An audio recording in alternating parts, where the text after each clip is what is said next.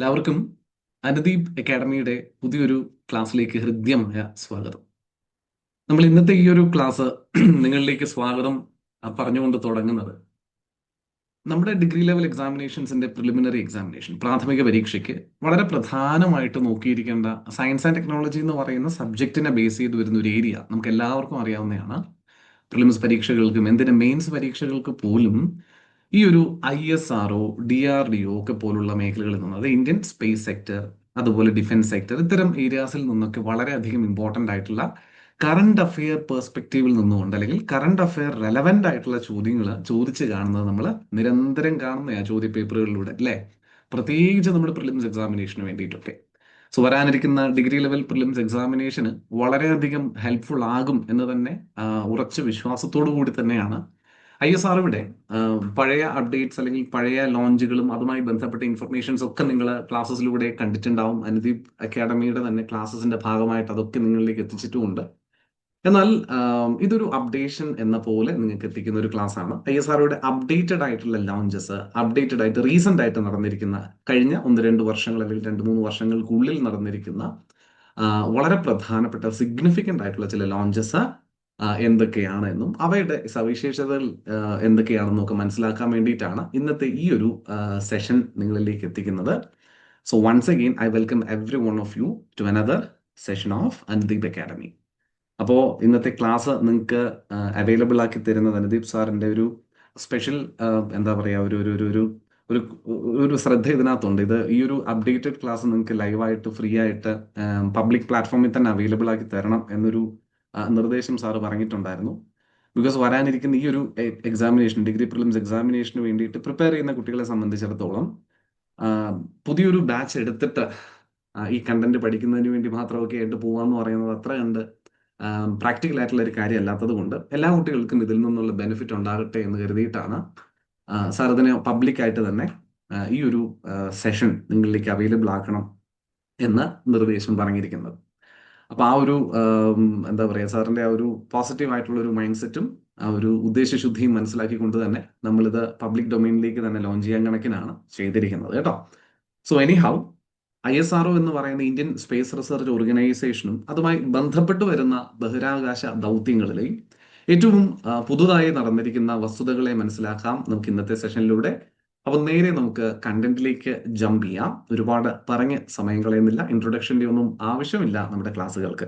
അപ്പോൾ ക്ലാസ് ഇഷ്ടപ്പെടുവാണെന്നുണ്ടെങ്കിൽ ഈ ചാനലിനെ ഒന്ന് ഫോളോ ചെയ്ത് സബ്സ്ക്രൈബ് ചെയ്തൊക്കെ നിൽക്കാനായിട്ട് നമ്മളെ സപ്പോർട്ട് ചെയ്ത് നിങ്ങളുടെ കൂടെ ഉണ്ടാകണമെന്ന് ആത്മാർത്ഥമായിട്ട് ആഗ്രഹിക്കുകയാണ്.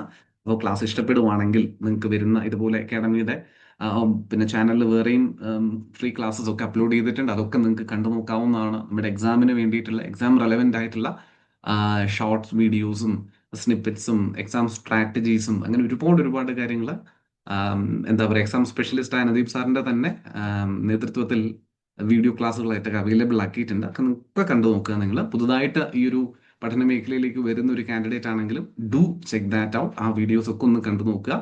ഇൻഫോർമേറ്റീവ് ആണെന്ന് തോന്നുകയാണെങ്കിൽ, നിങ്ങൾക്ക് ഉപയോഗപ്രദമുണ്ട് എന്ന് തോന്നുകയാണെങ്കിൽ മാത്രം നിങ്ങൾ ഈ ഒരു ചാനലിലെ ഫോളോ ചെയ്യാനും മറ്റുമൊക്കെ ഒന്ന് ആരംഭിക്കുക. ഓക്കെ, സോ ഫ്യൂച്ചറിലും ഇത്തരത്തിലുള്ള അപ്ഡേറ്റഡ് വീഡിയോസും ക്ലാസ്സസും ഒക്കെ ആയിട്ട് നമ്മൾ വരുന്നതായിരിക്കും.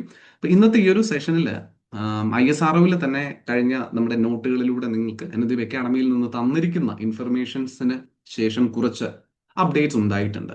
അപ്പൊ ഈ ഒരു വീഡിയോ അതിനൊരു എക്സാമ്പിളും കൂടെയാണ് കേട്ടോ. നമ്മളിപ്പോ 2 വർഷം മുമ്പ് തന്നൊരു വീഡിയോയിൽ ഉള്ള അല്ലെങ്കിൽ 3 മാസം മുമ്പ് എടുത്തൊരു ക്ലാസ്സിലുള്ളൊരു കണ്ടന്റിന് പുറമെ മറ്റെന്തെങ്കിലും അഡീഷണൽസ് വന്നിട്ടുണ്ടെങ്കിൽ എക്സാമിന് മുമ്പ് അത് നിങ്ങളിലേക്ക് എത്തിക്കുക എന്ന് പറയുന്ന ഒരു ഒബ്ലിഗേഷൻ അക്കാഡമിക്ക് ഉണ്ടല്ലോ.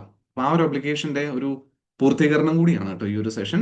നിങ്ങൾക്ക് അക്കാഡമിക് ഉള്ളിലുള്ള ക്ലാസ്സസിൽ നോക്കിക്കഴിഞ്ഞാൽ കാണാൻ സാധിക്കാത്ത അപ്ഡേറ്റഡ് ആയിട്ടുള്ള ലോഞ്ചസിനെ നിങ്ങളിലേക്ക് എത്തിക്കാൻ വേണ്ടിയിട്ടാണ് ഈ ഒരു വീഡിയോ ചെയ്തിരിക്കുന്നത് കേട്ടോ. അപ്പോൾ വീണ്ടും പറഞ്ഞ സമയം കളയുന്നില്ല, നേരെ നമുക്ക് സെഷനിലേക്ക് ജമ്പിൻ ചെയ്യാം. നമ്മുടെ ക്ലാസ്സസ് വന്ന് നിന്ന മിഷൻ ആദിത്യ L1 വരെയുള്ളത് നിങ്ങൾക്ക് അക്കാഡമിയുടെ ക്ലാസ്സസ് പർച്ചേസ് ചെയ്ത കുട്ടികൾക്ക് അറിയാൻ പറ്റും. ആദിത്യ L1 എന്ന് പറയുന്ന ഒരു പ്രധാനപ്പെട്ട മിഷൻ ഇന്ത്യയുടെ ആദ്യ സൗര ദൗത്യമാണ് അല്ലെ. ഇന്ത്യയുടെ ആദ്യത്തെ സോളാർ മിഷൻ എന്ന് പറയുന്ന ആദിത്യ L1. ആ ഒരു ദൗത്യം വരെയുള്ള നോട്ടും ക്ലാസ്സും ഒക്കെ നിങ്ങൾക്ക് ഓൾറെഡി നിങ്ങൾ അക്കാഡമിയുടെ ഭാഗമായിട്ടുണ്ട് എങ്കിലൊക്കെ നിങ്ങൾ കണ്ടിട്ടുണ്ടാവും. അപ്പൊ അതിന് ശേഷം വരുന്ന ഇമ്പോർട്ടന്റ് ലോഞ്ചസിൽ ആദ്യം വന്നിരിക്കുന്ന ലോഞ്ച് എന്ന് പറയുന്നത് PSLV C58 എന്ന് പറയുന്ന വിക്ഷേപണ വാഹനത്തിൽ നടത്തിയിരിക്കുന്ന എക്സ്പോസാറ്റ് എന്ന ദൗത്യമാണ്. പൂർണ്ണരൂപം X ray polarimeter satellite. X ray polarimeter satellite. അപ്പോൾ ഈ ഒരു ദൗത്യം എന്നത് രണ്ട് മൂന്ന് രീതിയിൽ നിങ്ങൾക്ക് ചോദ്യത്തിലേക്ക് വരാൻ സാധിക്കുന്ന ഒരു ദൗത്യമാണ് എക്സ്പോസാറ്റ് മിഷൻ എന്ന് പറയുന്നത്. ഒരുപാട് ആധികാരികമായോ പേലോഡ് സംബന്ധമായോ ഒക്കെ ചോദ്യങ്ങൾ എക്സ്പോസാറ്റുമായി ബന്ധപ്പെട്ട് ചോദിക്കാനുള്ള സാധ്യത കുറവാണ്. പക്ഷേ എക്സ്പോസാറ്റുമായി ബന്ധപ്പെട്ട് നിങ്ങൾക്ക് കാണാൻ സാധിക്കുന്ന രണ്ട് ചോദ്യങ്ങൾ ഉണ്ട് താനും.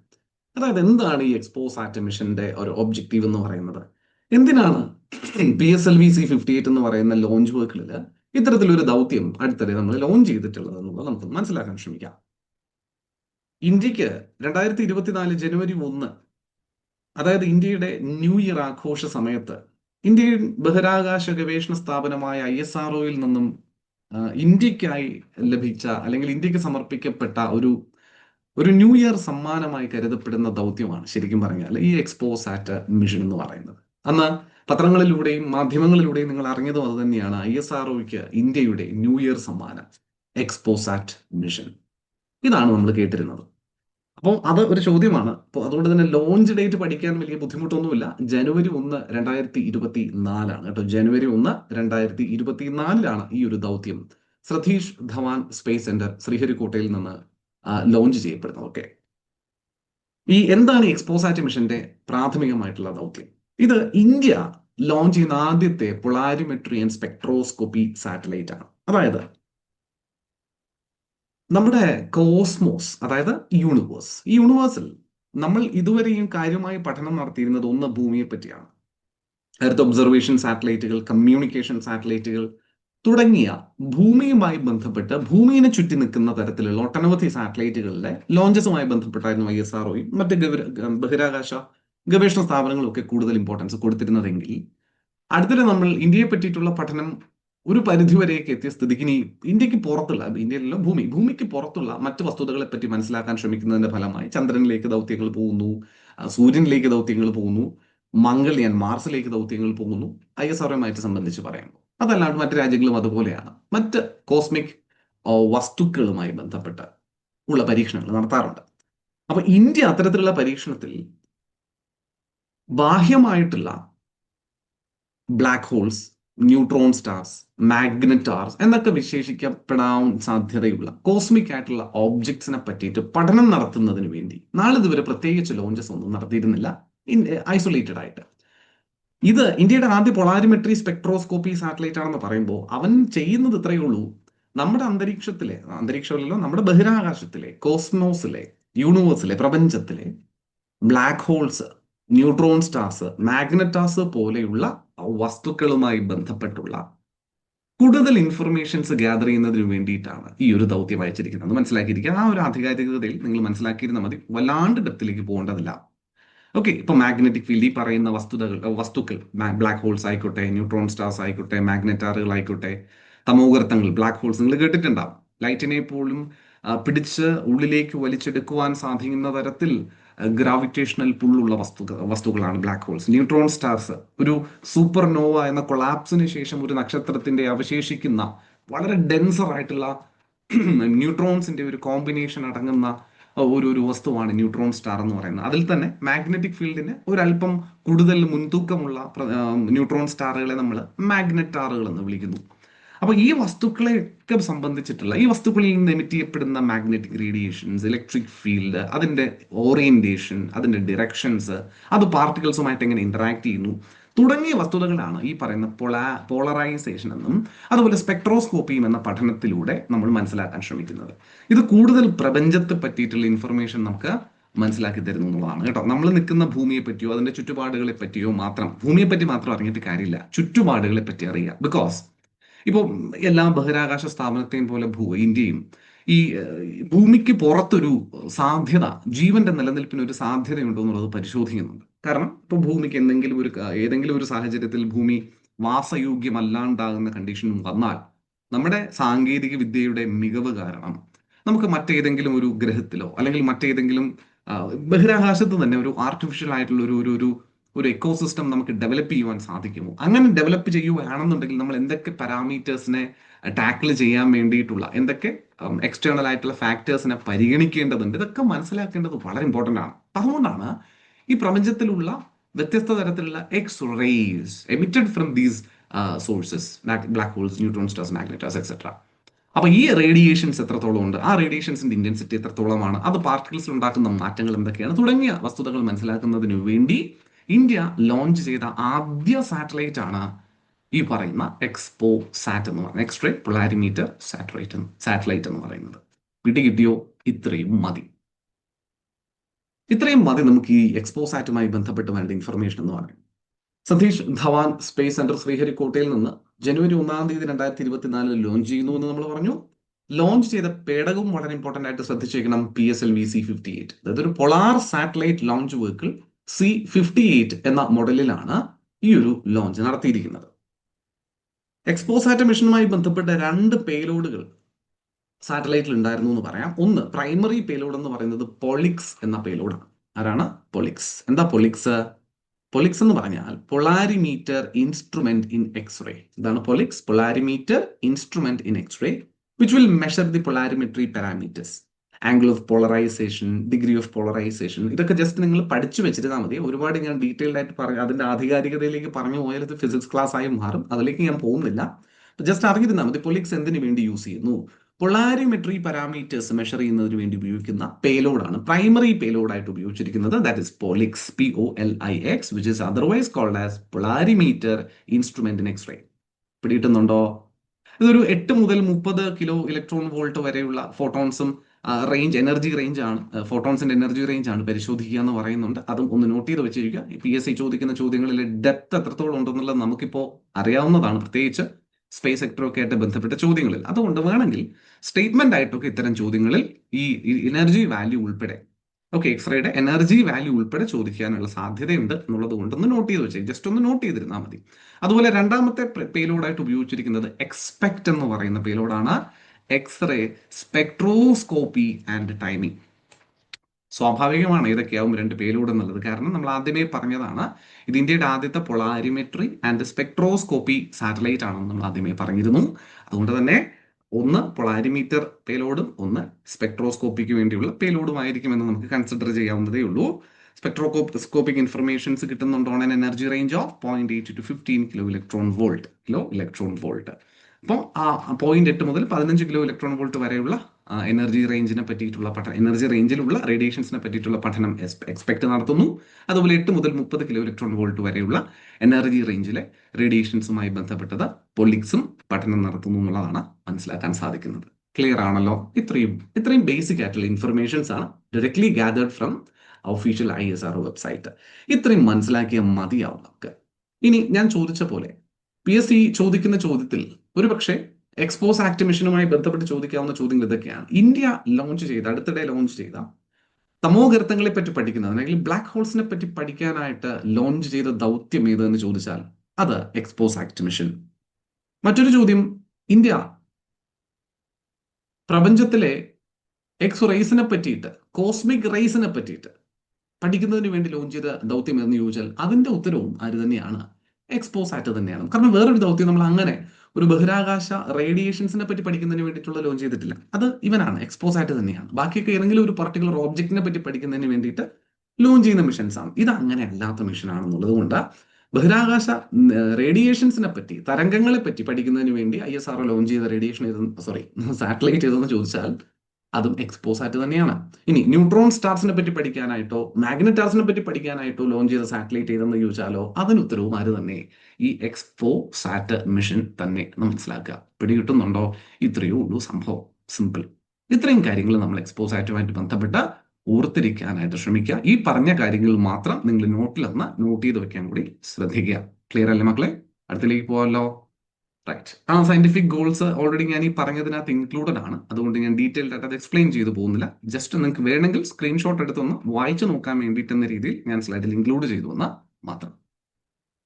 രണ്ടാമത്തെ പ്രധാനപ്പെട്ട ദൗത്യം നമ്മൾ ഇന്ന് ഡിസ്കസ് ചെയ്യുന്നതിലെ രണ്ടാമത്തെ പ്രധാനപ്പെട്ട ദൗത്യമാണ് സ്പെഡെക്സ് മിഷൻ. എന്താണ് മിഷൻ? SpaDeX mission. ഇത് വളരെ ഇമ്പോർട്ടന്റ് ആയിട്ടുള്ള ഒരു മിഷനാണ് കേട്ടോ. സ്പെഡെക്സ് മിഷൻ എന്ന് പറയുന്നത് എക്സ്ട്രാ പൊളാരിമെട്രിക്ക് ഇതിനേക്കാൾ ഇമ്പോർട്ടൻസ് കുറവാണെന്ന് തന്നെ പറയേണ്ടി വരും ഒരു പരിധി വരെ. പക്ഷെ ഈവൻ വളരെ വളരെ ഇമ്പോർട്ടന്റ് ആയിട്ടുള്ള ഒരു ദൗത്യമാണ് സ്പെഡെക്സ് മിഷൻ എന്ന് പറയുന്നത്. ലോഞ്ച് ചെയ്ത പേടകം PSLV-C60 ആണ്. ഇപ്പോൾ നമ്മുടെ പിന്നെ എക്സ്പോസ് ആയിട്ട് C-58 ആയിരുന്നു. സ്പെഡെക്സ് ദൗത്യം C-60 എന്ന് പറയുന്ന ലോഞ്ച് വെഹിക്കിളിൽ ലോഞ്ച് ചെയ്തിട്ടുള്ള ഒരു മിഷനാണ്. എന്താണ് സ്പെഡെക്സ് മിഷൻ? എന്താണ് അതിന്റെ പൂർണ്ണ രൂപം? ഇതൊരു സ്പേസ് ഡോക്കിംഗ് മിഷനാണ്. ഒരു സ്പേസ് ഡോക്കിംഗ് മിഷനാണ് നമ്മുടെ സ്പെഡെക്സ് മിഷൻ എന്ന് പറയുന്നത്. എന്താണ് ഇതിനകത്ത് ചെയ്യുന്നത്? എന്താ ഇതിന്റെ ഓബ്ജക്റ്റീവ്?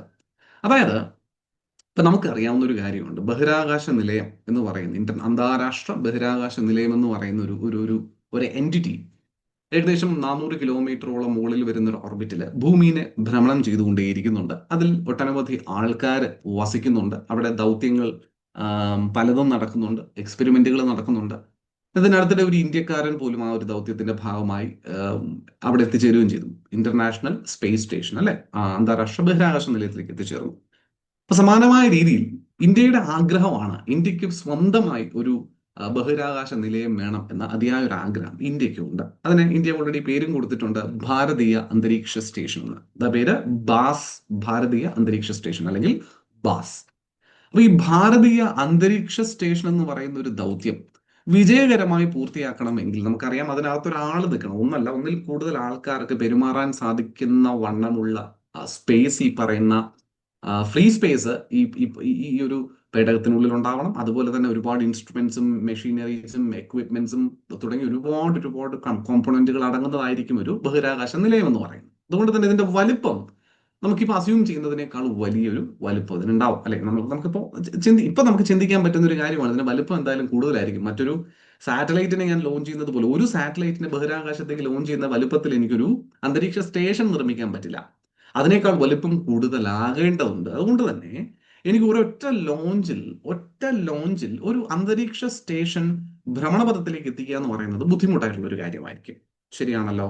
അങ്ങനെയാണെങ്കിൽ എനിക്ക് വ്യത്യസ്തമായ കോമ്പോണന്റുകളായി ഈ ബഹിരാകാശ നിലയത്തിന് പല പല കോമ്പോണന്റുകളായിട്ട് തിരിച്ച് ഓരോ കോമ്പോണന്റിനെയും ഓരോ ലോഞ്ച് വഴി ബഹിരാകാശത്തേക്ക് എത്തിച്ച് അവിടെ വെച്ച് ഈ കോമ്പോണന്റുകളെ കൂട്ടി യോജിപ്പിച്ച് ഒരു സിംഗുലാർ എൻറ്റിറ്റി ആക്കി മാറ്റുന്ന സാഹചര്യമേ പോസിബിൾ ആയിട്ട് മുന്നിലുള്ളൂ.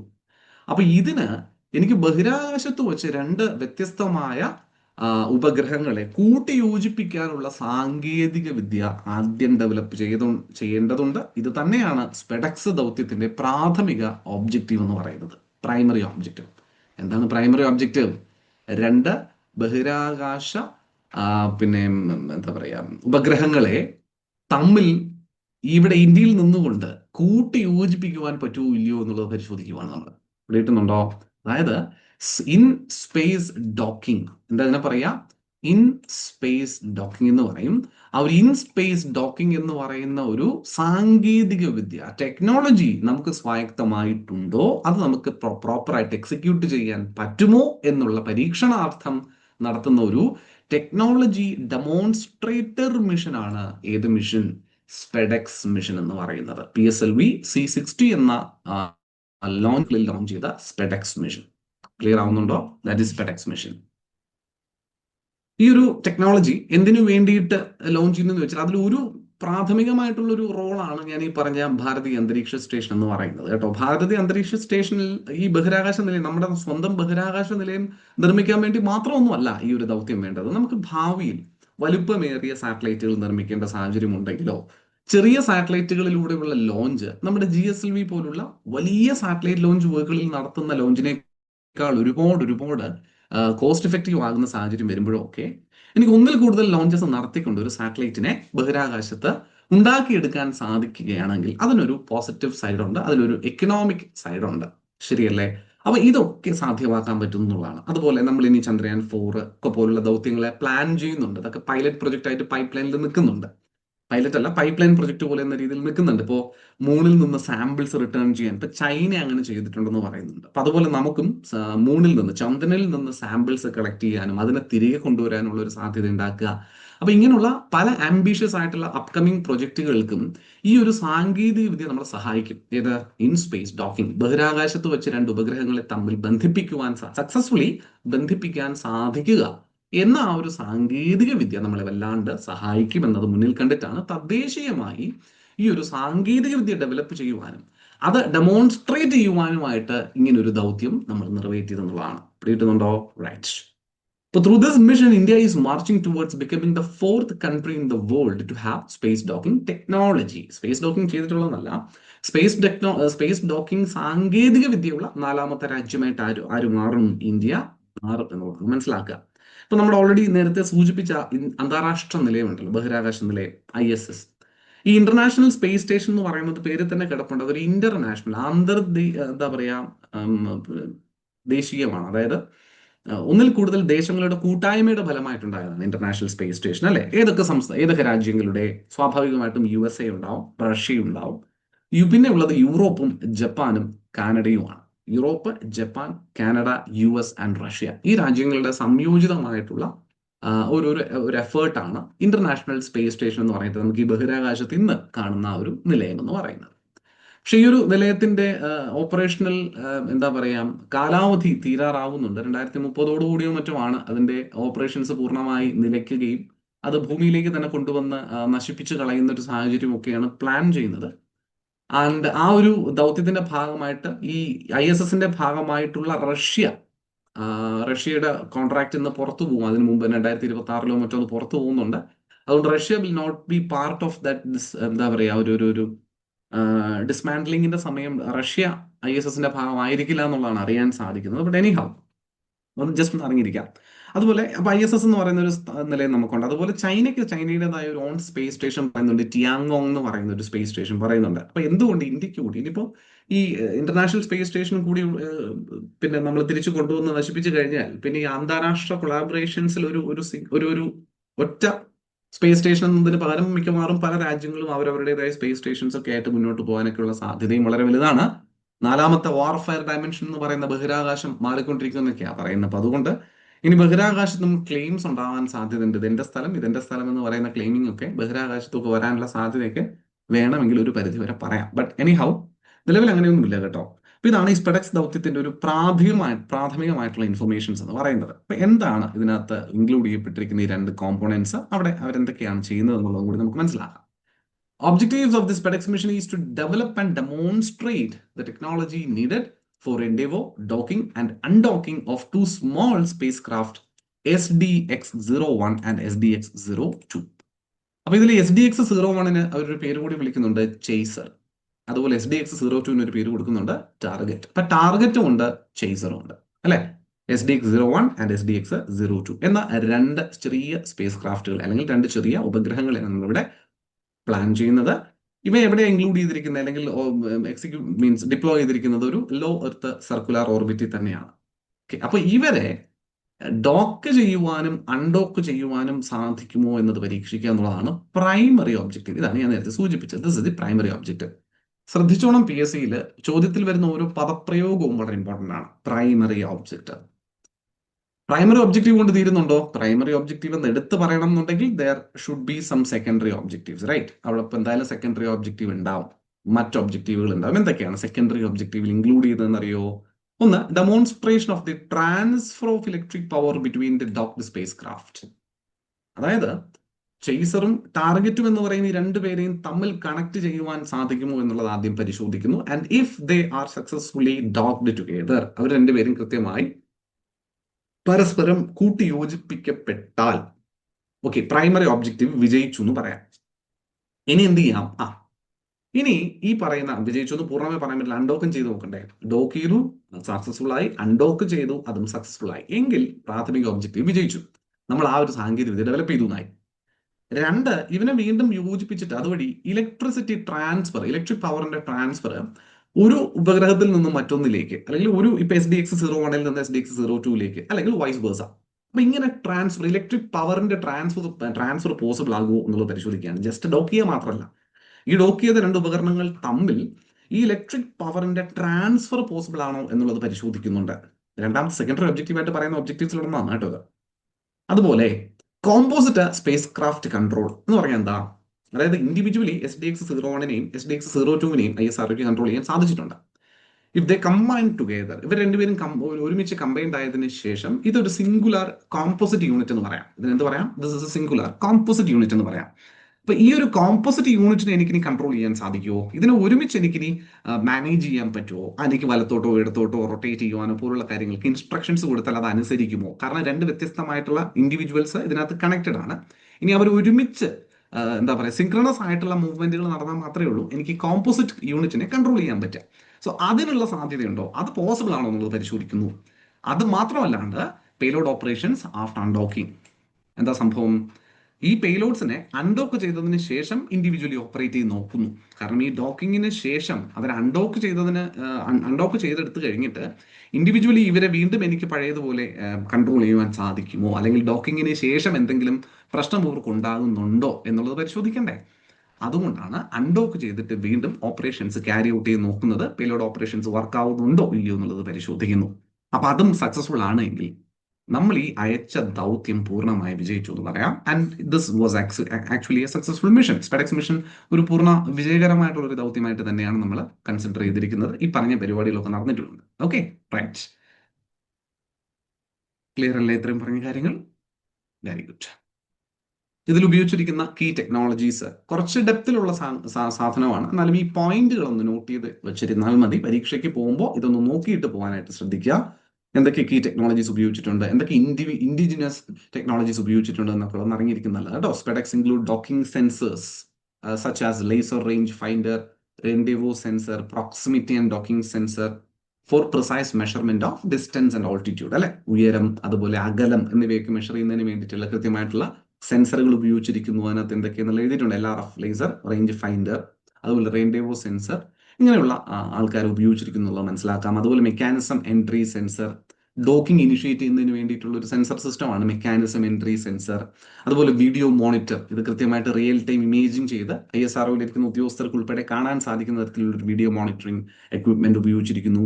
And it is also equipped with inter satellite link, ISL എന്ന് പറയും, നമ്മൾ കേട്ടിട്ടുണ്ട്, inter satellite link for providing real time transfer of AOCS and navigation. അതായത് നമ്മുടെ ഈ എന്താ പറയുക, ഈ സാറ്റലൈറ്റുകൾ തമ്മിലുള്ള കമ്മ്യൂണിക്കേഷൻസ് മറ്റുമൊക്കെ എസ്റ്റാബ്ലിഷ് ചെയ്യാൻ വേണ്ടിയിട്ടുള്ള ഒരു മാധ്യമമാണ് ഇന്റർ സാറ്റലൈറ്റ് ലിങ്ക് എന്നൊക്കെ പറയുന്ന സംഗതി. അതുപോലെ power system consist of solar arrays generating up to 528 watt, 528 watt വരെ പവറിലുള്ള വൈദ്യുതി ഉൽപ്പാദിപ്പിക്കുന്ന power systems, solar power systems include ചെയ്യപ്പെട്ടിരിക്കുന്നു. പിന്നെയുള്ള ഒരു ഓൺബോർഡ് കമ്പ്യൂട്ടറാണ്. അതായത് നമ്മളിവിടെ നയിക്കുന്ന കമാൻഡ് പ്രോസസ്സ് ചെയ്യുന്നതിന് വേണ്ടിയിട്ട്, ഡേറ്റ ഗ്യാദർ ചെയ്യുന്നതിന് വേണ്ടിയിട്ട്, ഡിസ്റ്റൻസസ്, സെൻസറുകളിൽ നിന്നും വരുന്ന ഡിസ്റ്റൻസും ഓൾട്ടിറ്റ്യൂഡും മറ്റു കാര്യങ്ങളെല്ലാം പ്രോസസ്സ് ചെയ്ത് കൃത്യമായിട്ടുള്ള എന്താ പറയുക ഡിസിഷൻസ് എടുക്കുന്നതിന് വേണ്ടിയിട്ടൊക്കെ ആയിട്ടുള്ള ഒരു ഓൺബോർഡ് കമ്പ്യൂട്ടർ സിസ്റ്റം ഇതിനകത്ത് ഇൻക്ലൂഡ് ചെയ്തിരിക്കുന്നു എന്നുള്ളതാണ്. ഇതാണ് key technologies included in the SpaDeX mission എന്ന് നമുക്ക് പറയാൻ പറ്റുക. ജസ്റ്റ് ഒന്ന് അറിഞ്ഞിരിക്കുക നിങ്ങൾ ഈ കാര്യങ്ങൾ. അതുപോലെ ഇൻഡിജീനസ് ആയിട്ട് നമ്മൾ ഇതിനകത്ത് ഉപയോഗിച്ചിരിക്കുന്ന ടെക്നോളജീസ് ഏതൊക്കെയാണ് എന്ന് ചോദിച്ചാൽ, അതായത് സ്പെഡെക്സ് മിഷന് വേണ്ടിയിട്ട് നമ്മൾ ഇൻഡിജിനസ്ലി ഡെവലപ്പ് ചെയ്തിരിക്കുന്ന ടെക്നോളജീസ് ഏതൊക്കെയാണെന്ന് ചോദിച്ചാൽ, ഒന്ന് ആ ഡോക്കിംഗ് മെക്കാനിസം നമ്മൾ ഇൻഡിജിനസ്ലി ഡെവലപ്പ് ചെയ്തിട്ടുണ്ട്. A suite for the rendezvous and docking sensors. Docking സെൻസേഴ്സിനും റെൻഡേവോ സെൻസറുകൾക്കും വേണ്ടിയിട്ടുള്ള ഒരു സ്യൂട്ട് നമ്മൾ തന്നെ നിർമ്മിച്ചിട്ടുണ്ട്. പവർ ട്രാൻസ്ഫർ സാങ്കേതിക വിദ്യ നമ്മുടേതാണ്. Indigenous novel autonomous rendezvous and docking strategy, ഇവർ പരസ്പരം കൂട്ടിമുട്ടിക്കേണ്ട ആ ഒരു സ്ട്രാറ്റജി, എന്താ പറയാ, നമ്മുടെ ഒരു ആ ദൗത്യം നമ്മുടേതാണ്. ഇന്റർ സാറ്റലൈറ്റ് കമ്മ്യൂണിക്കേഷൻ ലിങ്ക് നമ്മുടേതാണ്. അതുപോലെ GNSS based novel relative orbit determination propagation, അതായത് ഈ രണ്ട് പേടകങ്ങളുടെയും എന്താ പറയാ താരതമ്യ ഡിസ്റ്റൻസുകളുണ്ടല്ലോ, അവരുടെ പൊസിഷൻസ്, അവരെവിടെയാണെന്നുള്ളത് കണ്ടുപിടിക്കുക. അതിന് വേണ്ടിയിട്ടുള്ള ഒരു എന്താ പറയുക പൊസിഷൻ ഫൈൻഡിങ് ഔട്ട് അല്ലെങ്കിൽ പൊസിഷൻ ഡിറ്റർമിൻ ചെയ്യാനായിട്ടുള്ള ഒരു സാങ്കേതിക വിദ്യ നമ്മുടെ തനത് ഇൻഡിജിനസ് ആയി ഡെവലപ്പ് ചെയ്തതാണ്. അതുപോലെ സിമുലേഷൻ ടെസ്റ്റുകളാണ്. ഈ ഓരോരോ സെൻസറിനെയും ഹാർഡ്വെയറിനെയും ഒക്കെ നമ്മൾ ഉപയോഗിച്ച് പരീക്ഷണങ്ങൾ അങ്ങോട്ടേക്ക് അയക്കുന്നതിന് മുമ്പ് ഇവിടെ വെച്ച് ടെസ്റ്റിങ്ങുകൾ നടത്തുമല്ലോ. അപ്പൊ ഇവിടെ വെച്ച് ടെസ്റ്റ് നടത്താനുള്ള ടെസ്റ്റ് ബെഡുകളും നമ്മൾ ഇൻഡിജിനസ്ലി ഡെവലപ്പ് ചെയ്തിട്ടുള്ളതാണെന്നാണ് മനസ്സിലാക്കാൻ സാധിക്കും. അപ്പൊ ജസ്റ്റ് ഇൻഡിജിനസ്ലി ഇതുമായി ബന്ധപ്പെട്ട് നമ്മൾ ഡെവലപ്പ് ചെയ്തതിൽ ആരൊക്കെ ഉണ്ട് എന്ന് ചോദിച്ചാൽ ഒന്ന് അറിയാൻ സാധിക്കണം എന്നതുകൊണ്ടാണ് ഞാൻ ഈ ഒരു പേജ് കൊണ്ട് നിങ്ങൾക്ക് ഇൻക്ലൂഡ് ചെയ്തിരിക്കുന്നത്. ഓക്കെ, ഈ ഒരു സ്പെഡെക്സ് മിഷനിൽ ഈ ദൗത്യങ്ങളോടൊപ്പം ഈ ഒരു എന്താ പറയാ ഈ കൂട്ടിയോജിപ്പിക്കലും വിയോജിക്കലും അതുവഴിയുള്ള ഇലക്ട്രിസിറ്റി ട്രാൻസ്ഫറും മറ്റും അല്ലാണ്ട് തന്നെ ക്രോപ്സ് എന്ന് പറയുന്ന ഒരു എക്സ്പെരിമെന്റ് കൂടി കണ്ടക്ട് ചെയ്തിട്ടുണ്ട്. അതായത് സ്പെഡെക്സ് മിഷനിലെ POEM-4 എന്ന് പറയുന്ന ഒരു മൊഡ്യൂള്, നമ്മുടെ സ്പെഡെക്സ് മിഷനിലെ POEM-4, അതായത് PS4 ഓർബിറ്റൽ എക്സ്പെരിമെന്റ് മൊഡ്യൂൾ, ഈ POEM-4 എന്ന് പറയുന്ന ഒരു മൊഡ്യൂള് ഒരു എക്സ്പെരിമെന്റ് കൂടി കണ്ടക്ട് ചെയ്യാൻ ഉദ്ദേശിച്ചിട്ടുണ്ട്. എന്ത് എക്സ്പെരിമെന്റ് ആണ്? CROPS experiment. എന്താ ക്രോപ്സ് എക്സ്പെരിമെന്റ് എന്ന് പറഞ്ഞാൽ compact research module for orbital plant studies എന്നാണ് CROPS. Compact research module for orbital plant studies എന്ന് പറയുന്ന ഒരു എക്സ്പെരിമെന്റ് കൂടി കണ്ടക്ട് ചെയ്യാനായിട്ട് ഉദ്ദേശിച്ചിരുന്നു. ആൻഡ് ഈ ഒരു പിന്നെ ദൗത്യത്തിന്റെ ഭാഗമായിട്ട് സ്പെഡെക്സ് മിഷനോടൊപ്പം പോയ ഈ പോയം 4 മൊഡ്യൂളിൽ seed germination has already carried out and examined. എന്തിനു വേണ്ടിയിട്ടുള്ള എക്സാമിനേഷൻ? അതായത് മൈക്രോഗ്രാവിറ്റി എൻവയോൺമെന്റിൽ ഈ സീഡ് ജെർമിനേഷനും അതുപോലെ ആ ഒരു ജെർമിനേറ്റ് ചെയ്ത് വന്ന പ്ലാന്റിന്റെ സസ്റ്റൈനൻസ്, നിലനിൽപ്പും ഒക്കെ എത്രത്തോളം ഉണ്ടാകും, അതിനെ അഫക്ട് ചെയ്യുന്ന ഫാക്ടേഴ്സ് എന്തൊക്കെയാണെന്നുള്ളത് നമ്മൾ തദ്ദേശീയമായി പഠിക്കുന്നതിന് വേണ്ടിയിട്ട് ഇതിനകത്ത് ക്രോപ്സ് 4 എന്നൊരു എക്സ്പെരിമെന്റ് കൂടി ഇൻക്ലൂഡ് ചെയ്തിരുന്നു സ്പെഡെക്സ് മിഷനോടൊപ്പമുള്ള പോയം 4 എന്ന മൊഡ്യൂളിൽ എന്ന് കൂടി മനസ്സിലാക്കിയിരിക്കുക. This is also been in questions. ഏത് ക്വസ്റ്റ്യൻസിൽ പ്രത്യക്ഷപ്പെട്ടിരിക്കുന്ന സാധനമാണ്. It's very important. നമ്മൾ ചിലപ്പോൾ നിങ്ങൾ പത്രമാധ്യമങ്ങളിലൂടെ അറിഞ്ഞിട്ടുണ്ടാകാൻ സാധ്യതയൊക്കെ ഉണ്ട്.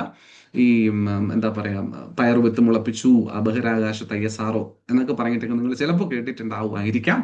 ഇതാണ് കണ്ടീഷൻ. അത് പോയം 4 മൊഡ്യൂളിലായിരുന്നു ക്രോപ്സ് എന്ന എക്സ്പെരിമെന്റുമായി ബന്ധപ്പെട്ടായിരുന്നു എന്നുകൂടി മനസ്സിലാക്കിയിരിക്കുക. ക്ലിയർ? That's it. ഇതാണ് നമ്മുടെ സ്പെഡെക്സ് മിഷനിൽ മനസ്സിലാക്കേണ്ട കാര്യം. That's all about it. And then we are moving on to a very important mission called Axiom-4. Axiom-4 ISROയുടെ മിഷൻ ഒന്നുമല്ല. എന്നിട്ടും നമ്മൾ ഇവിടെ പഠിക്കുന്നുണ്ട്, പഠിച്ചേ തീരൂ. വളരെ ഇമ്പോർട്ടൻ്റ് ആയിട്ടുള്ള ദൗത്യമാണ്. എന്താണ് Axiom-4 എന്ന മിഷൻ? ISROയുടെ ഭാഗമല്ലാതെ ആക്സിയം സ്പേസ് എന്ന് പറയുന്ന ഒരു US ബേസ്ഡ് ആയിട്ടുള്ള ഒരു ബഹിരാകാശ ഗവേഷണ കമ്പനിയുടെ ഒരു ദൗത്യമായ Axiom-4 നമ്മൾ എന്തിനു പഠിക്കുന്നു എന്ന് വെച്ചാൽ, ഞാൻ നേരത്തെ സൂചിപ്പിച്ച അന്താരാഷ്ട്ര ബഹിരാകാശ നിലയത്തിലേക്കുള്ള ഒരു 4 മെമ്പേഴ്സ് അടങ്ങുന്ന ഒരു ക്രൂ, അവരുടെ ഒരു യാത്രയാണ് ഈ Axiom-4 എന്ന മിഷനുമായി ബന്ധപ്പെട്ട് നമുക്ക് പറയാൻ പറ്റുക.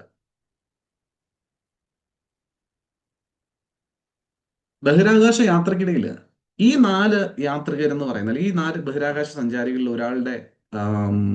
ഒരാൾ പറയുന്ന കാര്യമാണ്, എന്റെ ചുമരിലെ ത്രിവർണം എന്നോട് പറയുന്നു, ഈ യാത്രയിൽ ഞാൻ ഒറ്റയ്ക്കല്ല, നിങ്ങളോടൊപ്പമാണ്. ജയ് ഹിന്ദ്, ജയ് ഭാരത്.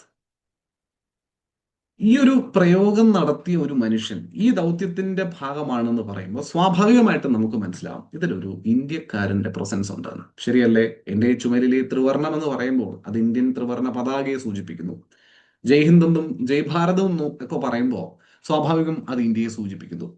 അപ്പൊ അതുകൊണ്ട് തന്നെ ഒരു ഇന്ത്യക്കാരൻ കൂടി ഭാഗമായ ബഹിരാകാശ യാത്രാ ദൗത്യം നിറവേറ്റിയ കമ്പനിയാണ് Axiom-4.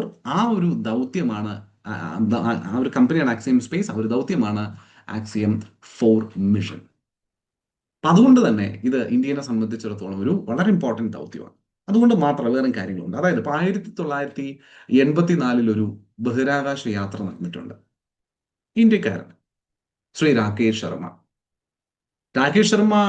1984 നടത്തിയ യാത്രയ്ക്ക് ഇപ്പുറം പിന്നെ നാളിതുവരെ ഒരു ഇന്ത്യക്കാരൻ ബഹിരാകാശം കണ്ടിട്ടില്ല, അല്ലെങ്കിൽ ബഹിരാകാശത്തേക്ക് പോയിട്ടില്ല. കണ്ടിട്ടില്ല എന്ന് പറയണ്ട, ബഹിരാകാശത്തേക്ക് പോയിട്ടില്ല.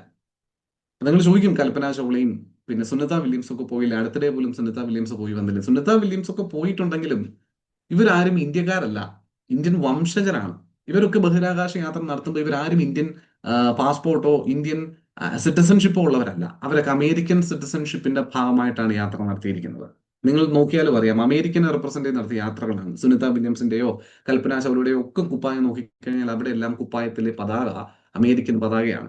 ആ അമേരിക്കൻ പതാക ചുമലിലേന്തി നടത്തിയ യാത്രകളാണ് സുനിത വില്യംസിന്റേതും കൽപ്പന ചൗളയുടേതും ഒക്കെ. അതുകൊണ്ട് തന്നെ ഒരു ഇന്ത്യക്കാരൻ ബഹിരാകാശത്തേക്ക് പോയതിനെ പറ്റി പറയുമ്പോൾ അതിലാകെ പറയാൻ പറ്റുന്നത് രാകേഷ് ശർമ്മയുടെ ദൗത്യം തന്നെയാണ്. It was only Indian. Rakesh Sharma was the only Indian to be into the space. അത് 84 അതിനുശേഷം പിന്നെ ഏകദേശം 41 വർഷം ഒരു ഇന്ത്യക്കാരൻ ബഹിരാകാശത്തേക്ക് പോയിട്ടില്ല. ഇന്ത്യൻ വംശജർ പോയിട്ടുണ്ട്, ഇന്ത്യക്കാരൻ പോയിട്ടില്ല. ഇന്ത്യൻ സിറ്റിസൺഷിപ്പ് ഉള്ള ഒരാൾ പോയിട്ടില്ല. ആ ഒരു കുറവിനെ നികത്താൻ ഇതൊരു വലിയ കുറവാണ്. ഏകദേശം 40 വർഷത്തിന് മേളായിട്ട് ആരും പോയിട്ടില്ല എന്ന് പറയുമ്പോഴേ ബഹിരാകാശത്ത് നമ്മൾ എത്രത്തോളം അഡ്വാൻസ്ഡ് ആയെന്ന് പറയുമ്പോൾ പോലും ഒരാളെ ബഹിരാകാശത്ത് എത്തിക്കാൻ നമുക്ക് ഇതുവരെ പറ്റിയിട്ടില്ല. അപ്പൊ ആ ഒരു ദൗത്യത്തിന് വേണ്ടി, അല്ലെങ്കിൽ ആ ഒരു പോരായ്മ മീറ്റ് ചെയ്യുന്നതിന് വേണ്ടിയിട്ട് നമ്മളൊരു പോരായ്മയെ മറികടക്കുന്നതിന് വേണ്ടി നമ്മളൊരു ദൗത്യം പ്ലാൻ ചെയ്യുന്നുണ്ട്. പേര് ഗഗൻയാൻ. അതിനെ പറ്റിയിട്ടൊക്കെ നമ്മൾ ക്ലാസ്സിൽ പണ്ട് നിങ്ങൾ പഠിച്ചിട്ടുണ്ടാവും. അതേപ്പറ്റി കൂടുതൽ ഇൻഫർമേഷൻസ് പറഞ്ഞു പോകുന്നില്ല.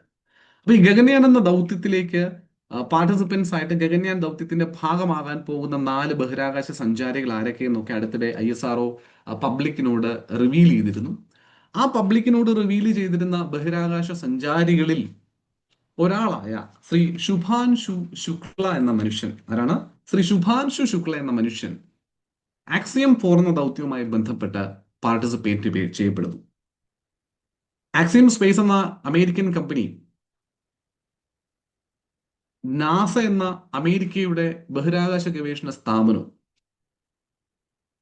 സ്പേസ് എക്സ് എന്ന് പറയുന്ന പ്രൈവറ്റ് ബഹിരാകാശ ഗവേഷണ സ്ഥാപനം ശ്രീ എലോൺ മസ്കിന്റെ നേതൃത്വത്തിലുള്ളതാണ്, നമുക്കറിയാം. ഈ ഒരു സ്ഥാപനം ഒക്കെ കൂടി ചേർന്നിട്ടാണ് ഈ ഒരു ദൗത്യം നടക്കുന്നത്. കാരണം എന്തുകൊണ്ട് സ്പേസ് എക്സ് ഇവിടെ വന്നു എന്ന് ചോദിച്ചാൽ, ഈ ദൗത്യത്തിന് വേണ്ടിയിട്ടുള്ള പേടകങ്ങൾ സപ്ലൈ ചെയ്തിരിക്കുന്നത് സ്പേസ് എക്സ് ആണ്. ഏതൊക്കെയാ പേടകം? ഫാൽക്കൺ 9 എന്ന ത്രസ്റ്റർ അല്ലെങ്കിൽ റോക്കറ്റും, അതുപോലെ ക്രൂ ഡ്രാഗൺ എന്ന് പറയുന്ന ക്രൂ മൊഡ്യൂളും ഒക്കെ കൊടുത്തിരിക്കുന്നത്. ഇത് രണ്ടും സ്പേസ് എക്സിൻ്റെതായിട്ടുള്ള വാഹനങ്ങളാണ്. അപ്പൊ ഇത് ഉപയോഗിച്ചിട്ടാണ് ഈ 4 പേരടങ്ങുന്ന ഈ സഞ്ചാരികൾ ഇന്റർനാഷണൽ സ്പേസ് സ്റ്റേഷൻ, അന്താരാഷ്ട്ര ബഹിരാകാശ നിലയത്തിലേക്ക് സഞ്ചരിക്കുന്നത്. And for your kind information, Shubhanshu Shukla is the first Indian to be into the ISS. ഈ അന്താരാഷ്ട്ര ബഹിരാകാശ നിലയത്തിലേക്ക് എത്തുന്ന ആദ്യ ഇന്ത്യക്കാരൻ എന്ന് പറയുന്നതും പ്രോബബ്ലി ദ ലാസ്റ്റ് ഇന്ത്യക്കാരൻ അല്ലേ? കാരണം കുറച്ച് വർഷങ്ങൾക്ക് ശേഷം ഇനി പറഞ്ഞു നമ്മൾ ഈ ISS എന്ന് പറഞ്ഞ സാധനം ഇല്ല എന്ന് പറഞ്ഞപ്പോൾ probably the last as well, അറിഞ്ഞുകൂടാ നമുക്കത്. എന്തായാലും ആദ്യ ഇന്ത്യക്കാരൻ ഈ ശുഭാൻശു ശുക്ലയാണ്, ഗ്രൂപ്പ് ക്യാപ്റ്റൻ ശുഭാൻശു ശുക്ല. ഈ ശുഭാൻശു ശുക്ല ഇതിനകത്ത് അപ്കമിംഗ് എന്ന് എഴുതിയിരിക്കുന്നത് നോക്കണ്ട, നേരത്തെ സ്ലൈഡിന്റെ ഭാഗമായിട്ട് വന്നതാണ്. അപ്കമിംഗ് എല്ലാം ഓൾറെഡി നടന്നു കഴിഞ്ഞ മിഷനാണ് കേട്ടോ, ആക്സിയം 4 മിഷൻ. ഞാനത് പറഞ്ഞുതരാം, ഇന്ന് നടന്നു എന്നൊക്കെ നമുക്ക് പറഞ്ഞുതരാം. ഈ എഴുതിയിരിക്കുന്ന ഡേറ്റും നിങ്ങൾ നോക്കരുത്, ഇത് ആദ്യത്തെ ഡേറ്റ് ആയിട്ട് കിടക്കുന്നതാണ്. ഞാനത് പറയാം. ഈ ഡേറ്റിൽ പ്ലാൻ ചെയ്തിരുന്നു, പക്ഷെ നടന്നില്ല. അതായത് ജനുവരി 30, 2025 ലോഞ്ച് ചെയ്യണമെന്ന് പറഞ്ഞിരുന്നതാണ്, അല്ലെങ്കിൽ നാസ അനൗൺസ് ചെയ്തിരുന്നതാണ്. പക്ഷെ ചില സാങ്കേതിക തകരാറുകൾ ഫേസ് ചെയ്തതിനാൽ ഈ ഒരു ദൗത്യം കുറച്ച് നീട്ടുവെക്കേണ്ടി വന്നു. പിന്നീട് കുറച്ചുകൂടി കഴിഞ്ഞിട്ടാണ്, 2-3 മാസങ്ങൾ കഴിഞ്ഞിട്ടാണ് ഈ ഒരു ദൗത്യത്തെ ലോഞ്ചിങ് നടത്തുന്നത്. ബട്ട് ആ ഡേറ്റ് ഒക്കെ നമ്മൾ പഠിക്കും എന്തായാലും. അപ്പൊ എനിഹൗ, ശുഭാൻശു ശുക്ല എന്ന ഈ ഒരു മനുഷ്യൻ, group captain group captain wing commander ആണ് ശരിക്കും പറയാം. നമ്മൾ ഇവിടെ പറയുന്നത് ശുഭാൻശു ശുക്ല വിംഗ് കമാൻഡർ എന്നാണ് കേട്ടോ. വിംഗ് കമാൻഡർ ശുഭാൻശു ശുക്ല എന്നും പറയാം നമുക്ക്. എനിഹൗ, കുഴപ്പമില്ല. നമ്മൾ ഈ ശുഭാൻശു ശുക്ല എന്ന മനുഷ്യനാണ് ഈ ഒരു ദൗത്യവുമായി ബന്ധപ്പെട്ട് പൈലറ്റായി മാറുന്നതെന്ന് കൂടി അറിഞ്ഞിരിക്കാം. അതായത് ഈ ദൗത്യത്തിന്റെ പൈലറ്റ്, ആക്സിയം 4 എന്ന ദൗത്യത്തിന്റെ പൈലറ്റ് ആണ് ശ്രീ ശുഭാൻശു ശുക്ല എന്ന ഇന്ത്യക്കാരൻ. ആൻഡ് എന്താ പ്രത്യേകത? ഈ ശുഭാൻശു ശുക്ല ഗഗൻയാൻ മിഷന്റെയും ഭാഗമാണ്. അപ്പൊ നമുക്ക് ISROവിനെ സംബന്ധിച്ചിടത്തോളം ഈ ഒരു ദൗത്യത്തിൽ ശുഭാൻശു ശുക്ല പാർട്ടിസിപ്പേറ്റ് ചെയ്യുന്നത് എത്രത്തോളം ഇമ്പോർട്ടന്റ് ആണെന്ന് ചോദിച്ചാൽ, നമുക്ക് വരാനിരിക്കുന്ന ബഹിരാകാശ യാത്രയ്ക്ക്, യാത്രികരെ കൊണ്ടുപോകുന്ന യാത്രയിൽ ഇതേ ശുഭാൻശു ശുക്ല ഭാഗമായതിനാൽ തന്നെ അദ്ദേഹത്തിന് ഓൾറെഡി ബഹിരാകാശത്തേക്ക് പോയി തിരികെ വന്നൊരു എക്സ്പീരിയൻസ് കിട്ടിക്കഴിഞ്ഞാൽ that will definitely be an advantage for India's upcoming launch. തീർച്ചയല്ലേ? അതിനകത്ത് എന്തെങ്കിലും സംശയമുണ്ടോ? ബഹിരാകാശത്ത് നാളിതുവരെ പോയിട്ടില്ലാത്തൊരു യാത്രികനും ഒരു യാത്ര കംപ്ലീറ്റ് ചെയ്ത് തിരികെ വന്നിരിക്കുന്ന ഒരു യാത്രികനും തമ്മിൽ നല്ല അന്തരം ഉണ്ടാവും. ആ ഒരു എക്സ്പീരിയൻസ് ഗാദറിംഗ് ശുഭാൻശു ശുക്ലയ്ക്ക് ഇതുമായി ബന്ധപ്പെട്ട് സാധിച്ചു എന്ന് പറയാം. So he'll become the first Indian astronaut to go to the International Space Station and the first Indian to go to space in the last 40 years. കഴിഞ്ഞ 40 വർഷത്തിൽ ആദ്യമായി ബഹിരാകാശത്തേക്ക് പോയി ഇന്ത്യനായി മാറി ശുഭാൻശു ശുക്ല. ആക്സിയം 4 ഒരു പ്രൈവറ്റ് സ്പേസ് ഫ്ലൈറ്റ് ആണെന്ന് നമ്മൾ പറഞ്ഞു. ആക്സിയം സ്പേസ് എന്ന് പറയുന്ന US ബേസ്ഡ് കമ്പനി മാനേജ് ചെയ്യുന്നത്. സ്പേസ് എക്സിന്റെ ക്രൂ ഡ്രാഗൺ എന്ന സ്പേസ് ക്രാഫ്റ്റിലാണ് പോകുന്നതെന്നും ഫാൽക്കൺ എന്ന റോക്കറ്റാണ് ഉപയോഗിച്ചിരിക്കുന്നത് ലോഞ്ച് ചെയ്യാൻ വേണ്ടിയിട്ട് നമ്മൾ പഠിച്ചതാണ്.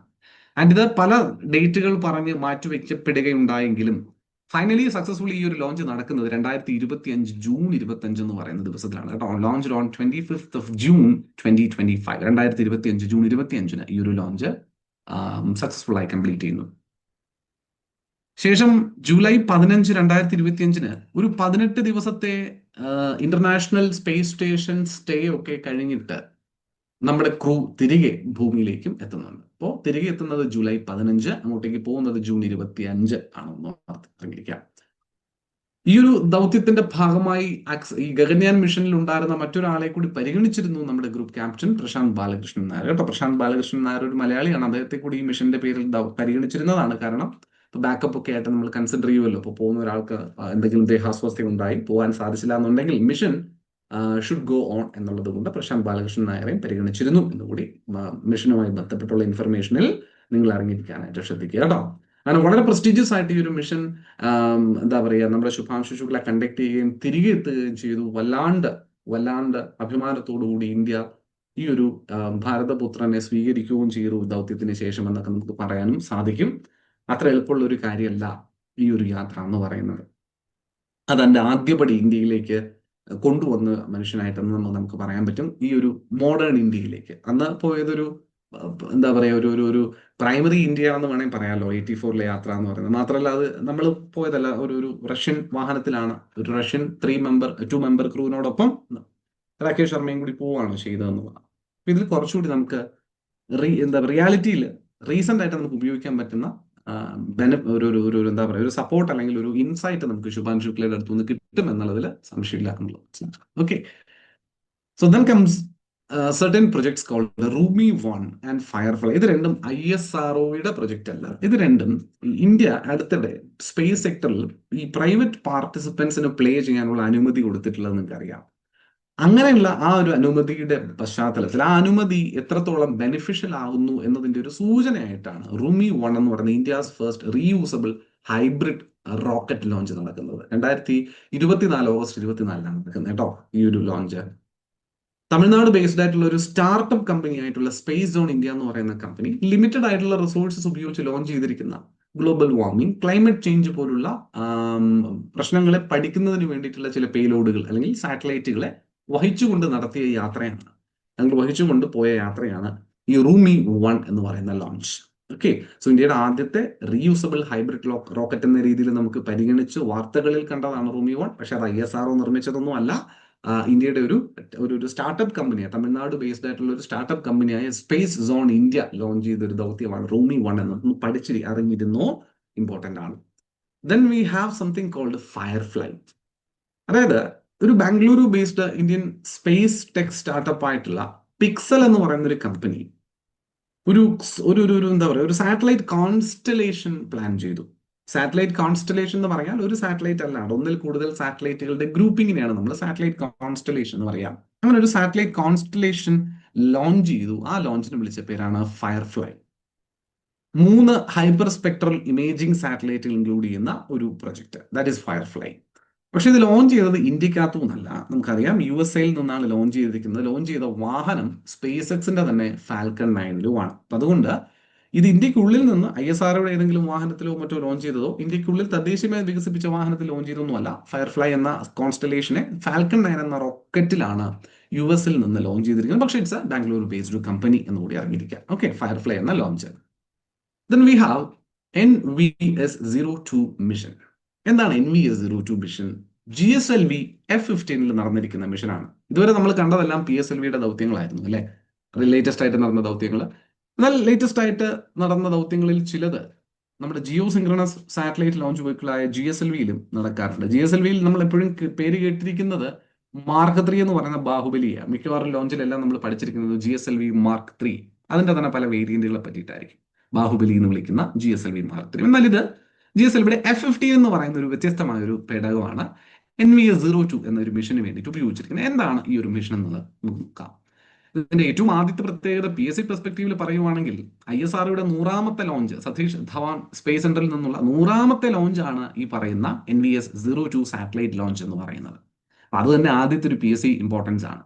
ISRO achieved its historic 100th launch from the Satish Dhawan Space Center, Sriharikota, using the GSLV F-15 to deploy the NVS-02 satellite. NVS-02 എന്ന് പറയുന്ന സാറ്റലൈറ്റ്. എന്താണ് ഈ NVS-02 സാറ്റലൈറ്റ് എന്ന് പറയുന്നത്? ഇന്ത്യയുടെ 100ാമത്തെ സതീഷ് ധവാൻ സ്പേസ് സെന്ററിൽ നിന്നുള്ള 100ാമത്തെ സാറ്റലൈറ്റ് ലോഞ്ച് ആണ് ഈ NVS-02 എന്ന് പറയുന്ന മിഷൻ. അപ്പൊ അതൊന്നും അറിഞ്ഞിരിക്കുകയാണെങ്കിൽ 100ാമത്തെ ലോഞ്ച് ആണെന്നുള്ളത്. അപ്പൊ ഇതിനകത്ത് എന്താണ് NVS-02 എന്ന് വെച്ചാൽ, it is the second satellite in the series of second generation satellites of the navigation with Indian constellation, NavIC, അല്ലെങ്കിൽ നമ്മുടെ IRNSS എന്നൊക്കെ നമ്മൾ പറയുന്നില്ലേ, Indian regional navigation system satellites. അതിന്റെ ഒരു കോൺസ്റ്റലേഷനെയാണ് നമ്മൾ നാവിക് എന്ന് വിളിക്കുക കേട്ടോ. അതിന്റെ ഒരു കോൺസ്റ്റലേഷൻ എന്ന് പറയുമ്പോൾ ഗ്രൂപ്പ് ഓഫ് സാറ്റലൈറ്റ്സ്, അതിനെ നമ്മൾ നാവിക് എന്ന് വിളിക്കുക. ആ ഒരു നാവിഗേഷൻ സിസ്റ്റത്തിലേക്ക് ഇൻക്ലൂഡ് ചെയ്യപ്പെടുന്ന ഒരു നാവിഗേഷനെ സപ്പോർട്ട് ചെയ്യുന്ന സാറ്റലൈറ്റ് തന്നെയാണ് NVS-02 എന്ന് പറയുന്നത്. The NAVIC system is made up of 7 operational satellites in orbit, 3 geostationary orbit and 4 geosynchronous orbit. 4 ജിയോ സിങ്ക്രണസും 3 ജിയോ സ്റ്റേഷനറി ഓർബിറ്റിലുമായിട്ട് റൊട്ടേറ്റ് ചെയ്തുകൊണ്ടിരിക്കുന്ന, റിവോൾവ് ചെയ്തുകൊണ്ടിരിക്കുന്ന 7 ഓപ്പറേഷണൽ സാറ്റലൈറ്റ് അടങ്ങുന്നതാണ് നമ്മുടെ നാവിക് സിസ്റ്റം എന്ന് പറയുന്നത്. അതിലേക്കാണ് നമ്മൾ NVS-02 എന്ന് പറയുന്ന ഈ ഒരു സാറ്റലൈറ്റ് സംവിധാനത്തെ ലോഞ്ച് ചെയ്യുന്നത്. അതിനു വേണ്ടിയിട്ട് NAVIC provides accurate position, velocity, and timing to users in the Indian subcontinent and regions up to 1,500 kilometers beyond. ഇത് വളരെ ഇമ്പോർട്ടൻ്റ് ആണ്. നാവിക് എന്ന് പറയുന്ന നമ്മുടെ റീജിയണൽ നാവിഗേഷൻ സിസ്റ്റം, ഇന്ത്യയുടെ നാവിഗേഷൻ സിസ്റ്റം കൃത്യമായിട്ടുള്ള പൊസിഷൻ, വെലോസിറ്റി, ടൈമിംഗ് ഒക്കെ തരുന്നുണ്ട്. അതായത് സമാനമായിട്ട് GPS-ന് സമാനമായിട്ടുള്ള സാങ്കേതികവിദ്യ തരുന്നുണ്ട്. ഇത് പർട്ടിക്കുലർലി ഗ്ലോബലി ഉള്ള സംഗതിനെ അല്ല പറയുക, ഇത് പർട്ടിക്കുലർലി ഇന്ത്യൻ സബ് കോണ്ടിനെന്റിനെ അസോസിയേറ്റ് ചെയ്തിട്ടാണ് നമ്മുടെ നാവിക് സിസ്റ്റം വരുന്നത്. ഇന്ത്യൻ സബ് കോണ്ടിനെന്റ് എന്ന് പറയുമ്പോൾ ഇന്ത്യക്കകത്ത് മാത്രം കിട്ടുന്നതല്ല, ഇന്ത്യൻ സബ് കോണ്ടിനെന്റിൽ പോലും ഇന്ത്യയും പാകിസ്ഥാനും നേപ്പാളും ഭൂട്ടാനും മ്യാൻമറും ബംഗ്ലാദേശും ശ്രീലങ്കയും മാൽദീവ്സും ഒക്കെ വരുന്നുണ്ട്. ഏത് ഇന്ത്യൻ സബ് കോണ്ടിനെന്റ് എന്ന് പറയുമ്പോൾ തന്നെ ഇത്രയും വരുന്നുണ്ട്. എന്നാലും ഇന്ത്യൻ സബ് കോണ്ടിനെന്റ് അല്ലാണ്ട് ഒരു 1500 കിലോമീറ്റർ പുറത്തോട്ടുള്ള ഡിസ്റ്റൻസിനെ വരെ കവർ ചെയ്തുകൊണ്ടുള്ള ഒരു നാവിഗേഷൻ സംവിധാനമാണ് ഈ നാവിക് സിസ്റ്റത്തിനകത്ത് വരിക. അപ്പൊ അതിന്റെ ഭാഗമാകാൻ വേണ്ടിയിട്ടാണ് 100ാമത്തെ ISROയുടെ ലോഞ്ച് ആയിട്ടുള്ള, ISROയുടെ അല്ല, സതീഷ് ധവാൻ സ്പേസ് സെന്ററിൽ നിന്നുള്ള ലോഞ്ച് ആയിട്ടുള്ള ഈ നാവിക് അല്ലെങ്കിൽ NVS-02 എന്ന ലോഞ്ച് സപ്പോർട്ട് ചെയ്തിരിക്കുന്നത് കൂടി അറിഞ്ഞിരിക്കാം. ക്ലിയർ ആണോ? Yes. So GSLV's F-15 with indigenous cryogenic stage will place NVS-02 satellite into a geosynchronous transfer orbit and the launch will take place from the second launch pad at Satish Dhawan Space Center. നമ്മൾ കണ്ടു. ഇത് GSLVയുടെ 17ാമത്തെ flight, Satheesh Dhawan space സെന്ററിൽ നിന്നുള്ള 100ാമത്തെ launch, 8th operational flight with indigenous cryogenic stage. അതായത് cryogenic stage എന്ന് പറയുമ്പോൾ ഏറ്റവും തണുത്ത താപനിലയെ പോലും പ്രതിരോധിക്കാൻ സാധിക്കുന്ന സാങ്കേതിക വിദ്യയാണ് നമ്മൾ ക്രയോജനിക്സ് എന്ന് പറയുന്നത്. അത് തദ്ദേശീയമായി വികസിപ്പിച്ചത് ഈ GSLV-കളിലാണ്. ക്രയോജനിക് സ്റ്റേജ് നമ്മൾ ഇന്ത്യ അല്ലെങ്കിൽ ISRO തദ്ദേശീയമായിട്ട് വികസിപ്പിച്ചത്. അതില് ഇന്ത്യയുടെ ഇൻഡിജിനസ്, ഇത് എത്രാമത്തെ ക്രയോജനിക് സ്റ്റേജ്, ഇന്ത്യയുടെ ഇൻഡിജിനസ് ആയിട്ടുള്ള ക്രയോജനിക് സ്റ്റേജ് ആണെന്ന് ചോദിച്ചാൽ 11ാമത്തതാണ്. എത്രാമത്തെ ഓപ്പറേഷണൽ ക്രയോജനിക് ഇൻഡിജിനസ് സ്റ്റേജ് ആണെന്ന് ചോദിച്ചാൽ അത് 8ാമത്തതാണ്. ഇതിൽ ഏതാണ് ചോദിക്കുന്നത് എന്നുള്ളത് ശ്രദ്ധിച്ചോണം. ഈ GSLV F-15 എന്ന ലോഞ്ചിൽ അല്ലെങ്കിൽ ഈ NVS-02 എന്ന് പറയുന്ന launch used it's 11th indigenous cryogenic stage എന്ന് പറഞ്ഞാൽ ദാറ്റ് ഈസ് ട്രൂ. പക്ഷേ 11th operational flight with indigenous stage എന്ന് പറഞ്ഞാൽ അത് തെറ്റാണ്. Operational flight with indigenous stage എത്രാമത്തെയാണ്? 8ാമത്തെയാണ് കേട്ടോ. 8th operational flight with indigenous cryogenic stage. Indigenous ആയിട്ടുള്ള ക്രയോജനിക് സ്റ്റേജ് ഇല്ല, 8ാമത്തെ ഓപ്പറേഷണൽ ഫ്ലൈറ്റ് ആണിത്. 11ാമത്തെ ഇൻഡിജിനസ് ക്രയോജനിക് സ്റ്റേജും ആണിത് എന്നുകൂടി അറിഞ്ഞിരിക്കും. ആ ഒരു ഡിഫറൻസ് അതിനകത്തുണ്ട്, ജസ്റ്റ് ഒന്ന് നോട്ട് ചെയ്തിരുന്നാൽ മതി. ആ ഒരു ഡിഫറൻസ് നോട്ട് ചെയ്തേക്കുക. തരുന്ന ചോദ്യത്തിനകത്ത് ഏതാണോ ഉണ്ടാവുക അതിനനുസരിച്ച് കൊടുക്കുക. ഓക്കെ, അതാണ് നമ്മുടെ NVS-02 എന്ന് പറയുന്ന ലോഞ്ചുമായിട്ട് ബന്ധപ്പെട്ട് പറയാനുള്ളത്. നാവിഗേഷൻ സിസ്റ്റംസും കാര്യങ്ങളും ഒക്കെയാണ് അത് ചെയ്യുന്നത് നമ്മൾ പറഞ്ഞിരുന്നു. സോ ഈ ഒരു ഇൻഫർമേഷൻ ജസ്റ്റ് നിങ്ങളൊന്ന് സ്ക്രീൻഷോട്ട് വേണമെങ്കിൽ എടുത്തിട്ട് ഒന്ന് പിന്നീട് വായിച്ചു നോക്കിയാൽ മതിയാവും. കൂടുതൽ ഇൻഫർമേഷൻസ് തരേണ്ടത് ഓൾറെഡി നമ്മൾ പറഞ്ഞതിന്റെ ഒരു ഡീറ്റെയിൽഡ് എക്സ്പ്ലനേഷൻ പോലെ എന്ന രീതിയിൽ തന്നിരിക്കുന്നു മാത്രം, from the official website of ISRO. Right, മുന്നോട്ട് പോവാം. നിസാർ, നിസാരക്കാരനല്ലാത്തൊരു നിസാർ. പേരിൽ നിസാർ ആണെങ്കിലും ആള് അത്ര നിസാരക്കാരനല്ല. കാരണം ഈ ഒരു ദൗത്യം ഇന്ത്യയുടെ സാങ്കേതിക മികവ് അംഗീകരിച്ചുകൊണ്ട് ISRO എന്ന ബഹിരാകാശ ഗവേഷണ സ്ഥാപനത്തോട് അമേരിക്കയുടെ നാസ എന്ന ബഹിരാകാശ ഗവേഷണ സ്ഥാപനത്തിന്റെ ഒരു എന്താ പറയുക ഒരു കോഓപ്പറേഷന്റെ ഭാഗമായിട്ടുണ്ടായിരിക്കുന്ന ഒരു ലോഞ്ചാണ് നിസാർ എന്ന launch. NASA ISRO synthetic aperture radar എന്നാണ് ഈ നിസാറിന്റെ പൂർണ്ണരൂപം. NASA ISRO synthetic aperture radar എന്ന് പറയുന്ന പൂർണ്ണരൂപം. അതിനർത്ഥം നാസയും ISROയും ചേർന്ന് വികസിപ്പിച്ച് ലോഞ്ച് ചെയ്തിരിക്കുന്ന സംവിധാനമാണ് നിസാർ എന്നുള്ളത്. ലോഞ്ച് ചെയ്ത പേടകമോ GSLV F-16. GSLV F-16 നമ്മൾ നേരത്തെ കണ്ടത് ഏതായിരുന്നു? GSLV F-15 ആണ് NVS-02 എന്ന് പറയുന്ന സാറ്റലൈറ്റ് ലോഞ്ച് ചെയ്തതെങ്കിൽ GSLVയുടെ F-16 ലോഞ്ച് ചെയ്ത ദൗത്യം നിസാർ ആണ്. ഇതും ഓർത്തേക്കണം. നിസാർ എന്ന ദൗത്യത്തിന് തൊട്ട് മുമ്പ് ലോഞ്ച് ചെയ്ത GSLV ദൗത്യം ഏതെന്ന് ചോദിച്ചാൽ അത് NVS-02 എന്ന് പറയാൻ പറ്റണം. മനസ്സിലാവുന്നുണ്ടോ? അതും അങ്ങനെയും വേണമെങ്കിൽ കയറി ചോദിച്ചു, അല്ലെങ്കിൽ സ്റ്റേറ്റ്മെന്റ് ആയിട്ട് തരാം. NVS-02 mission is the prior mission compare to NISAR എന്ന് വല്ലതും ചോദിച്ചാൽ, നിസാറിനെ കമ്പയർ ചെയ്യുമ്പോൾ ഒരു പ്രയർ മിഷൻ ആയിട്ട് പറയാൻ പറ്റുന്നത് NVS-02 എന്ന് പറഞ്ഞാൽ അത് ശരിയാണ് എന്ന് തിരിച്ചറിയാൻ സാധിക്കണം. GSLV F-16 is the 18th flight of India's geosynchronous satellite launch vehicle and the 12th flight with indigenous cryogenic stage. നമ്മൾ കഴിഞ്ഞതിന് 11th എന്ന് പറഞ്ഞു, ഇത് 12th flight with indigenous cryogenic stage and is the 9th operational flight of GSLV with indigenous cryogenic stage. Clear ആണല്ലോ? കഴിഞ്ഞതിൽ നമ്മൾ പറഞ്ഞത് 8ാമത്തെ ഓപ്പറേഷണൽ ഫ്ലൈറ്റ് ആണ് ഇൻഡിജിനസ് ക്രയോജനിക് സ്റ്റേജ് ഉള്ളത് എന്ന് പറഞ്ഞു. ഏതിന്?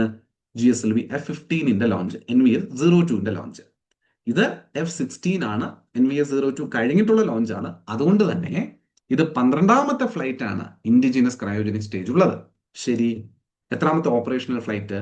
9ാമത്തെ ഓപ്പറേഷണൽ ഫ്ലൈറ്റ്. മറ്റതിൽ 8 ആയിരുന്നു, 11 ആയിരുന്നു. ക്ലിയർ ആവുന്നുണ്ടോ? സെറ്റ്.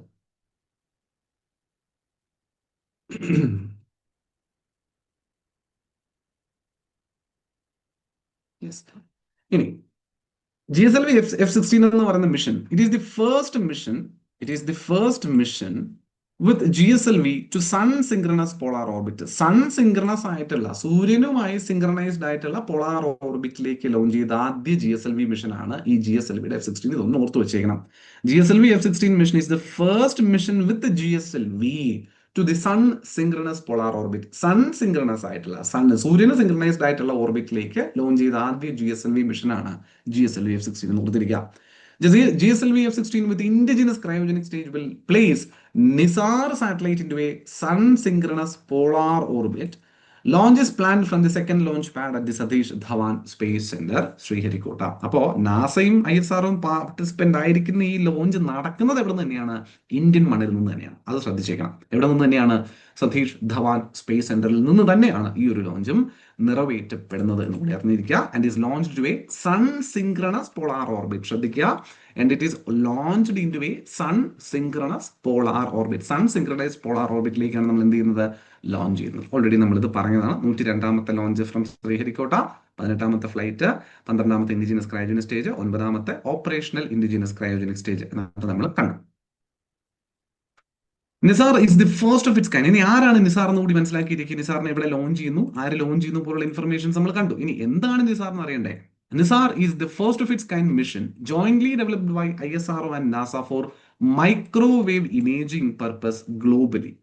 അതായത് ഒരു പർട്ടിക്കുലർ ഏരിയനെ ലൊക്കേറ്റ് ചെയ്ത് പഠനം നടത്തുന്നതിന് വേണ്ടിയിട്ടുള്ള ആളല്ല നിസാർ. പകരം ഇതൊരു പോളാർ ഓർബിറ്റിലാണെന്ന് പറഞ്ഞു. അതുകൊണ്ട് തന്നെ ഇത് ഭൂമിയെ ചുറ്റി വലം വെച്ചുകൊണ്ടേയിരിക്കുന്ന സാഹചര്യം നമുക്ക് കാണാൻ സാധിക്കും. ഇഷ്ടംപോലെ സ്ഥലങ്ങളിലൂടെ ഗ്ലോബലി യാത്ര നടത്തി informations gather ചെയ്യുന്നവനായിരിക്കും.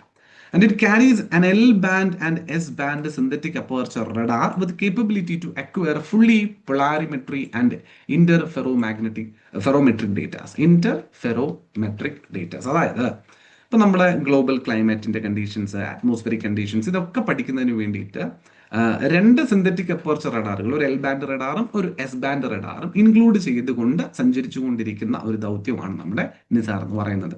The unique dual band SAR synthetic aperture radar, അതാണ് SAR എന്ന് പറയുന്നത്. ഡ്യുവൽ ബാൻഡ് എന്ന് പറയുന്നത് 2 ബാൻഡുകൾ ഉപയോഗിച്ചിട്ടുണ്ട്. അല്ല, ഏതൊക്കെയാ? L-bandഉം ഉണ്ട്, S-bandഉം ഉണ്ട്. ഒന്ന് US-ന്റെ, ഒന്ന് അമേരിക്ക, ഒന്ന് ഇന്ത്യയുടേത് എന്ന രീതിയിൽ. Novel SweepSAR technique which provides high resolution and large swath imagery. അതായത് സ്വാത്ത് ഇമേജറി വളരെയധികം ഹൈ റെസൊല്യൂഷനുള്ള, ഒരുപാട് സൂം ചെയ്താലും ക്ലാരിറ്റി നഷ്ടപ്പെടാത്ത തരത്തിലൊക്കെയുള്ള ഇമേജസ് ക്യാപ്ചർ ചെയ്യാനായിട്ട് സഹായിക്കുന്നുണ്ട്. NISAR will image the global land and ice covered surfaces including islands, sea ice and selected oceans every 12 days. ഓരോ 12 ദിവസത്തിലും ഓരോ മേഖലയെ വീണ്ടും വീണ്ടും ഒബ്സർവ് ചെയ്തുകൊണ്ടിരിക്കുന്ന തരത്തിലാണ് നിസാറിന്റെ യാത്ര ക്രമീകരിച്ചിരിക്കുന്നത്. അതായത് ഒരു പോളാർ ഐസ് ക്യാപ്പിലൂടെ ഒരു ദിവസം യാത്ര ചെയ്ത് പോയെങ്കിൽ അടുത്ത 12 ദിവസത്തിൽ വീണ്ടും അവൻ ഇവിടെ എത്തുന്നു, പോളാർ ഐസ് ക്യാപ്പിന് മുകളിൽ എത്തുന്നു, ആ ഐസിനെ പറ്റിയിട്ടുള്ള പഠനം നടത്തുന്നു, വീണ്ടും ചേഞ്ചസ് മനസ്സിലാക്കും. കാരണം ഫോട്ടോഗ്രാഫിയാണ്. 12 ഡേയ്സിന്റെ ഇന്റർവെല്ലിൽ നമ്മൾ ഒരേ സ്ഥലത്തിന്റെ ഫോട്ടോഗ്രാഫി ഗ്യാദർ ചെയ്ത് പോവുക. ഈ 12 ദിവസത്തിൽ അവിടെ വന്ന ചേഞ്ച് എന്താണെന്നുള്ളത് നമുക്ക് ഇതിനകത്തുനിന്ന് താരതമ്യം ചെയ്ത് പഠിക്കാൻ പറ്റും. മനസ്സിലാവുന്നുണ്ടോ? This will give us information about the changes, that is upcoming changes. വരാനിരിക്കുന്ന ചേഞ്ചസിനെ പറ്റിയിട്ടുള്ള ഇൻഫർമേഷൻസ് എനിക്ക് അങ്ങനെ ഇത് മുഖാന്തരം കിട്ടുന്നു എന്നുള്ളതാണ്. അതാണ് വളരെ പ്രധാനപ്പെട്ട ഒരു അഡ്വാൻറ്റേജ് എന്ന് പറയുന്നത് നിസാറിന്റെ. The NISAR mission's primary objective was to study land and ice deformation, land ecosystem, oceanic regions. ഓഷൻസിനെ പറ്റി പഠിക്കാൻ വേണ്ടിയിട്ടും കൂടിയൊക്കെ ഉണ്ട് കേട്ടോ നിസാർ. ഓഷൻസിനെ പഠിക്കാനായിട്ട് അടുത്തിടെ ലോഞ്ച് ചെയ്തത് ഏതെന്ന് ചോദിച്ചാലും നിസാർ തന്നെ പറയണം. And this will help to measure the woody biomass and its change, track changes in the extent of active crop range, അതായത് നമ്മുടെ ഇത് കൃഷിയുമായി ബന്ധപ്പെട്ട അഗ്രികൾച്ചറുമായിട്ട് ബന്ധപ്പെട്ടുള്ള ക്രോപ്പ് റേഞ്ചസും ക്രോപ്പ് എക്സ്റ്റെൻഡുകളും ആക്റ്റീവ് ആയിട്ടുള്ള ക്രോപ്പ് എക്സ്റ്റെൻഡ് എത്രത്തോളം ഉണ്ടെന്നുള്ളത് പഠിക്കും. Understand changes in the wetland extent, തണ്ണീർത്തടങ്ങളുടെ എക്സ്റ്റെൻഡ് എത്രത്തോളം ഉണ്ട്, അതിനുള്ള ചേഞ്ച് എങ്ങനെ 12 ദിവസത്തിൽ റിപ്പറ്റേറ്റീവ് ആയിട്ട് ഇൻഫർമേഷൻസ് ഗ്യാദർ ചെയ്തുകൊണ്ടിരിക്കുക. So will understand whether the wetland is getting increased or even decreased. അത് ഡിക്രീസ് ചെയ്യുന്നുണ്ടെങ്കിൽ അതിനെപ്പറ്റി പഠനം നടത്തുന്നു, എന്തുകൊണ്ടാണെന്നുള്ളത്. അതുപോലെ ഗ്രീൻലാൻഡ്സ് ആൻഡ് അന്റാർട്ടിക്സ് ഐസ് ഷീറ്റിനെ പറ്റിയിട്ട് ഐസ് ഷീറ്റിനെ മാപ്പ് ചെയ്യുന്നു. കാരണം നേരത്തെ ഞാൻ പറഞ്ഞ പോലെ പോളാർ ഐസ് ക്യാപ്പിന്റെ മെൽറ്റിംഗ് എന്ന് പറയുന്ന ഒരു ഗ്ലോബൽ ഇഷ്യൂ ആയിട്ട് എല്ലാവരും ചൂണ്ടിക്കാണിക്കുന്നതാണ്. So let's map the areas. ആ ഏരിയാസിനെ മാപ്പ് ചെയ്യുന്നുണ്ട്. What are changes are happening day by day, അല്ലെങ്കിൽ ഈവൻ ഇൻ എവറി 12 ഡേയ്സ്, ഓരോ 12 ദിവസത്തിൽ അവിടെ എന്തോ വ്യത്യാസങ്ങൾ ഉണ്ടാവുന്നുണ്ട് എന്നുള്ളതിനെ പറ്റിയിട്ടുള്ള പഠനം നടത്തുക. ഇങ്ങനെ seismic activities, volcanism, landslide, subsidence, uplift and a lot more. അപ്പൊ ഇത്തരത്തിൽ ഈ കാരണങ്ങളാൽ ഉണ്ടാകുന്ന ലാൻഡ് ഡിഫോർമേഷൻസ് ഒക്കെ തന്നെയും പഠിക്കുക എന്നുള്ളതും ഈ ഒരു ദൗത്യത്തിന്റെ ഭാഗമായിട്ട് പറയുന്നുണ്ട്. എസെൻഷ്യലി ഗ്ലോബലി കറങ്ങി നടന്നുകൊണ്ട് നമ്മുടെ അന്തരീക്ഷത്തിലും ഓഷൻസിലും പോളാർ റീജിയനുകളിലും അല്ലെങ്കിൽ ഐസ് ക്യാപ്പിംഗ്സ് വരുന്ന റീജിയനുകളിലും ലാൻഡിലും ഒക്കെ വരുന്ന changes, including crop activities, including the biomass changes, forest കവറിനുണ്ടാകുന്ന ചേഞ്ചസ്, ഇതെല്ലാം പരിശോധിക്കുക, മനസ്സിലാക്കുക എന്ന് പറയുന്ന ഒരു ഹോളിസ്റ്റിക് ആയിട്ടുള്ള ഒരു ഒബ്ജക്റ്റീവിൽ ലോഞ്ച് ചെയ്യപ്പെട്ടിരിക്കുന്ന ഒരു ദൗത്യമാണ് നിസാർ എന്നത് നമുക്ക് പറയേണ്ടി വരും കേട്ടോ. നിസാർ എന്ന ദൗത്യം നമുക്ക് പറയേണ്ടി വരുന്നു എന്നുള്ളത് മനസ്സിലാക്കിയിരിക്കുക. ക്ലിയർ ആവുന്നു പിള്ളേരെ? Very good. അടുത്തത് LVM-3M5. കുറച്ചുകൂടി എളുപ്പത്തിന് പറഞ്ഞാൽ നിങ്ങൾക്ക് അറിയാവുന്ന ഒരു ദൗത്യം, കുറച്ചുകൂടി നിങ്ങൾക്ക് കണക്ട് ചെയ്യാൻ പറ്റുന്നത് CMS-03 എന്ന് പറയുന്ന മിഷൻ പേരായിരിക്കും. CMS-03 അടുത്തിടെ ലോഞ്ച് ചെയ്തൊരു ദൗത്യമാണ്. 2025 നവംബർ 2 ലോഞ്ച് ചെയ്ത ദൗത്യം CMS-03. CMS എന്ന പേരിൽ നിന്ന് അത് കണക്ട് ചെയ്യുന്നത് കമ്മ്യൂണിക്കേഷൻ സാറ്റലൈറ്റ് ആണിത് എന്നുള്ളതാണ്. ശരിയാണ്. LVM-3 അതായത് നമ്മുടെ launch vehicle Mark 3 GSLV Mark 3 launch ചെയ്തിട്ടുണ്ട്. ആരെ? CMS-03 എന്ന് പറയുന്ന communication സാറ്റലൈറ്റിനെ in its 5th operational flight on November 2, 2025. 2025 November 2. അപ്പൊ ആരാണ് ഈ CMS-03? CMS-03 is a multi-band communication satellite that will provide services over a wide oceanic region including the Indian landmass. Indian landmass ഉൾപ്പെടെ വരുന്ന wide ആയിട്ടുള്ള oceanic റീജിയനുകളിലും മറ്റുമൊക്കെ communications better ആയി കൊടുക്കുക എന്നുള്ള ലക്ഷ്യത്തോടു കൂടി വരുന്ന സാറ്റലൈറ്റ് സംവിധാനമാണ്. ഒരു മൾട്ടി ബാൻഡ് കമ്മ്യൂണിക്കേഷൻ സാറ്റലൈറ്റ് ആണ് CMS-03. weighing about 4,400 kilogram. Will be the heaviest communication satellite to be launched to a geosynchronous transfer orbit from Indian soil. Indian മണ്ണിൽ നിന്ന് ലോഞ്ച് ചെയ്യുന്ന ഏറ്റവും ഹെവിയസ്റ്റ് ആയിട്ടുള്ള സാറ്റലൈറ്റ് ആണ്. ഇതുവരെയുള്ള ലോഞ്ച് പരിശോധിക്കുമ്പോൾ ഈ CMS-03 എന്ന് പറയുന്നത്. കാരണം 4,400 കിലോഗ്രാം ഭാരം. ഇതിന് മുമ്പ് ലോഞ്ച് ചെയ്ത ഏറ്റവും ഹെവിയസ്റ്റ് ആയിട്ടുള്ള ഇന്ത്യൻ ലോഞ്ച്, ഇന്ത്യയിൽ നിന്ന് ലോഞ്ച് ചെയ്തിരിക്കുന്നതിൽ ഏറ്റവും ഹെവിയസ്റ്റ് എന്ന് പറയുന്നത് ചന്ദ്രയാൻ 3 3895 കിലോമീറ്ററോ മറ്റോ, കിലോഗ്രാമോ മറ്റോ ആണ് അതിന്റെ ഭാരം വരുന്നത്. അതാണ് ഹെവിയസ്റ്റ് ആയിട്ട് ഇന്ത്യൻ മണ്ണിൽ നിന്ന് ലോഞ്ച് ചെയ്തിരിക്കുന്നത്. അതും GSLV Mark 3 തന്നെയാണ്. ഇതേ പേടകം തന്നെയാണ് ലോഞ്ച് ചെയ്തിരിക്കുന്നത്. ഇത് 4,400 കിലോഗ്രാം ഭാരം വരുന്നതാണ്. അതും ലോഞ്ച് ചെയ്തിരിക്കുന്ന ആര് തന്നെയാണ്? സെയിം വാഹനമാണ്, GSLV Mark 3 അല്ലെങ്കിൽ ലോഞ്ച് വെഹിക്കിൾ Mark 3. അതുകൊണ്ടാണ് ഇവിടെ LVM-3 എന്ന് എഴുതിയിരിക്കുന്നത്. പിടിയിട്ടുന്നുണ്ടോ? അവൻ ലോഞ്ച് ചെയ്തിട്ടുണ്ട്. The previous mission of LVM-3 launched Chandrayaan 3 mission, wherein India became the first country to land successfully near the lunar south pole. അത് നമുക്ക് പറഞ്ഞ കാര്യമാണ്. അത് പോട്ടെ, അതല്ല നമുക്ക് വേണ്ടത്. യെസ്, ക്ലിയർ ആണോ ഇത്രയും പറഞ്ഞ കാര്യങ്ങൾ? ജസ്റ്റ് ഒന്ന് അറിഞ്ഞിരിക്കുക. CMS-03 എന്ന communication which is a multi band communication satellite to learn അല്ലെങ്കിൽ to cover the wide oceanic region including Indian landmass. Indian ലാൻഡ്മാസിനെയും ഇന്ത്യയുടെ ഓഷ്യൻ റീജിയനുകളിൽ വരുന്ന വൈഡ് ആയിട്ടുള്ള ഏരിയകളുടെയും കമ്മ്യൂണിക്കേഷൻ ബെറ്ററാക്കുന്നതിന് വേണ്ടി ലോഞ്ച് ചെയ്ത satellite became the heaviest satellite launched after Chandrayaan 3. പക്ഷേ ഇത് കഴിഞ്ഞ് 2025 നവംബർ 2 ശേഷം ഈ തൊട്ടടുത്ത ദിവസങ്ങളിൽ നമ്മൾ കണ്ടൊരു ലോഞ്ച് ഉണ്ട്. ഇന്ത്യയുടെ ഇതേ ലോഞ്ച് വെഹിക്കിളിൽ തന്നെ LVM-3 എന്ന് പറയുന്നത്, അതായത് ലോഞ്ച് വെഹിക്കിൾ Mark 3 നിന്ന് തന്നെയുള്ള മറ്റൊരു ദൗത്യം. പേര് ബ്ലൂ ബേർഡ് എന്ന മിഷൻ. അതിന് ശേഷമായിട്ട് ലോഞ്ച് ചെയ്ത മിഷനാണ്. ആൻഡ് ഇറ്റ് ഈസ് ഓൾസോ എന്താ പറയാ പാർട്ട് ഓഫ് NSIL. കേട്ടിട്ടുണ്ടാവും നിങ്ങൾ NSIL, new Space India limited. NSIL new Space India limited. നിങ്ങൾക്ക് ഇവിടെ കാണാം ISR ഇവിടെ തൊട്ടടുത്തായി NSIL എന്ന് എഴുതിയിട്ടുണ്ട്. New Space India limited which is the commercial arm of newly developed commercial arm of ISR. അല്ലെ? അപ്പൊ ഇത് എന്ത് ലോഞ്ചാണ് ബ്ലൂബേർഡ് എന്ന് പറയുന്നത്? ഒരു കൊമേഴ്ഷ്യൽ ലോഞ്ചാണ്. CMS-03 അത് കൊമേഴ്ഷ്യൽ ലോഞ്ച് ഒന്നുമല്ല, അത് നമ്മുടെ ഇൻഡിജിനസ് ലോഞ്ചാണ്. എന്നാൽ BlueBird becomes a commercial launch. അതൊരു കൊമേഴ്ഷ്യൽ ലോഞ്ചാണ് because NSIL is participating here. കണ്ടോ, ന്യൂ സ്പേസ് ഇന്ത്യ ലിമിറ്റഡിന്റെ എംബ്ലം ഇവിടെ കിടപ്പുണ്ട് എന്ന് പറഞ്ഞാൽ ഇതൊരു കൊമേഴ്ഷ്യൽ ലോഞ്ചാണ്. അതിനർത്ഥം ഇത് മറ്റേതോ ദൗത്യം കൂടി ഇൻക്ലൂഡ് ചെയ്യുന്നുണ്ട് എന്നുള്ളതാണ്. നോക്കാം. The LVM-3 M6, അതായത് Launch Vehicle Mark 3 M6, is the sixth operational flight of the Launch Vehicle Mark 3 and the third dedicated commercial mission launched the Bluebird Block 2 spacecraft, about 6,100 കിലോഗ്രാമോളം ഭാരം വരുന്നുണ്ട്, into a low Earth orbit in LVM-3 by December 24th of 2025. Latest ആയിട്ടുള്ളതാണ് അല്ലെ, 2025 December 24-നാണ് ഈ blue bird എന്ന് പറയുന്ന launch നമ്മൾ നടത്തിയിരിക്കുന്നത്, which is the heaviest satellite launched from Indian soil. Communication സാറ്റലൈറ്റിൽ ഹെവിയസ്റ്റ് ഇന്ത്യയിൽ നിന്ന് ലോഞ്ച് ചെയ്ത ചോദിച്ചു കഴിഞ്ഞാൽ CMS-03 തന്നെയാണ്. നവംബർ 2-ന് നമ്മൾ തൊട്ട് മുന്നേ പഠിച്ച ലോഞ്ച് തന്നെയാണ്. എന്നാൽ ഇന്ത്യയിൽ നിന്ന് ലോഞ്ച് ചെയ്തതിൽ ഏറ്റവും ഹെവിയസ്റ്റ് ആയിട്ടുള്ള സാറ്റലൈറ്റ് എന്ന് ചോദിച്ചാൽ അത് ബ്ലൂ ബേർഡ് ബ്ലോക്ക് 3 ആണെന്ന് പറയേണ്ടി വരും. ബിക്കോസ് 6,100 കിലോഗ്രാംസോളം വരുന്നുണ്ട് അതിന്റെ ഭാരം. ആൻഡ് അതും നമ്മുടെ അതേ ബാഹുബലി തന്നെയാണ് ലോഞ്ച് ചെയ്തേക്കുന്നത്. GSLV Mark 3 തന്നെയാണ് ലോഞ്ച് ചെയ്തിരിക്കുന്നത്. It will be launched, അല്ലെങ്കിൽ it is launched from the second launch pad of Sriharikota, Satish Dhawan Space Center, Sriharikota, and the mission being undertaken as part of the commercial agreement between NSIL, അതായത് new Space India limited, and ASTM Science LLC, a US-based company. അപ്പൊ ആരുമായിട്ട് ബന്ധപ്പെട്ട commercial ലോഞ്ചാണ് അതും അറിയണം. ഇപ്പൊ NSIL ഇതിൽ ഭാഗമാണെന്ന് നമ്മൾ പറഞ്ഞു. അതായത് ന്യൂ സ്പേസ് ഇന്ത്യ ലിമിറ്റഡ് ഇവിടെ ഉണ്ട് എങ്കിൽ it should be collaborating with a foreign agency for the launch. അപ്പോൾ മറ്റേതോ ഏജൻസിയിൽ നിന്ന് തരുന്ന സാറ്റലൈറ്റ് നമ്മൾ ലോഞ്ച് ചെയ്യുന്ന ഒരു സാഹചര്യമാണ് ഇവിടെ ഉള്ളത്. അതിനെ ലോഞ്ച് ചെയ്യുന്നതിന് വേണ്ടിയിട്ട് അതിന്റെ ക്രയവിക്രയങ്ങളൊക്കെ നടത്തുക, അതിന്റെ കൊമേഴ്ഷ്യൽ ടേംസ് ആൻഡ് കണ്ടീഷൻസ് ഒക്കെ മേക്കപ്പ് ചെയ്യുന്നതിന് വേണ്ടിയിട്ടാണ് നമ്മൾ NSIL ഇവിടെ നിന്ന് ഭാഗമാവുന്നത്. ISRO പാർട്ടിസിപ്പേറ്റ് ആയാലും നമുക്കറിയാം, പണ്ട് ആൻട്രിക്സ് കോർപ്പറേഷൻ എന്ന് പറയുന്ന ഒരു സ്ഥാപനം ഉണ്ടായിരുന്നു ISROയ്ക്ക്. അതിന് സമാനമായിട്ടാണ് New Space India Limited. But anyhow അത് US ബേസ്ഡ് ആയിട്ടുള്ളൊരു സ്പേസ് കമ്പനിയായ ASTM Science LLC എന്ന കമ്പനിക്ക് വേണ്ടിയിട്ടാണ് നമ്മൾ ഈ Bluebird Block 2 എന്ന് പറയുന്ന ഈ ഒരു സ്പേസ് ക്രാഫ്റ്റ് ലോഞ്ച് ചെയ്യുന്നതാണ്.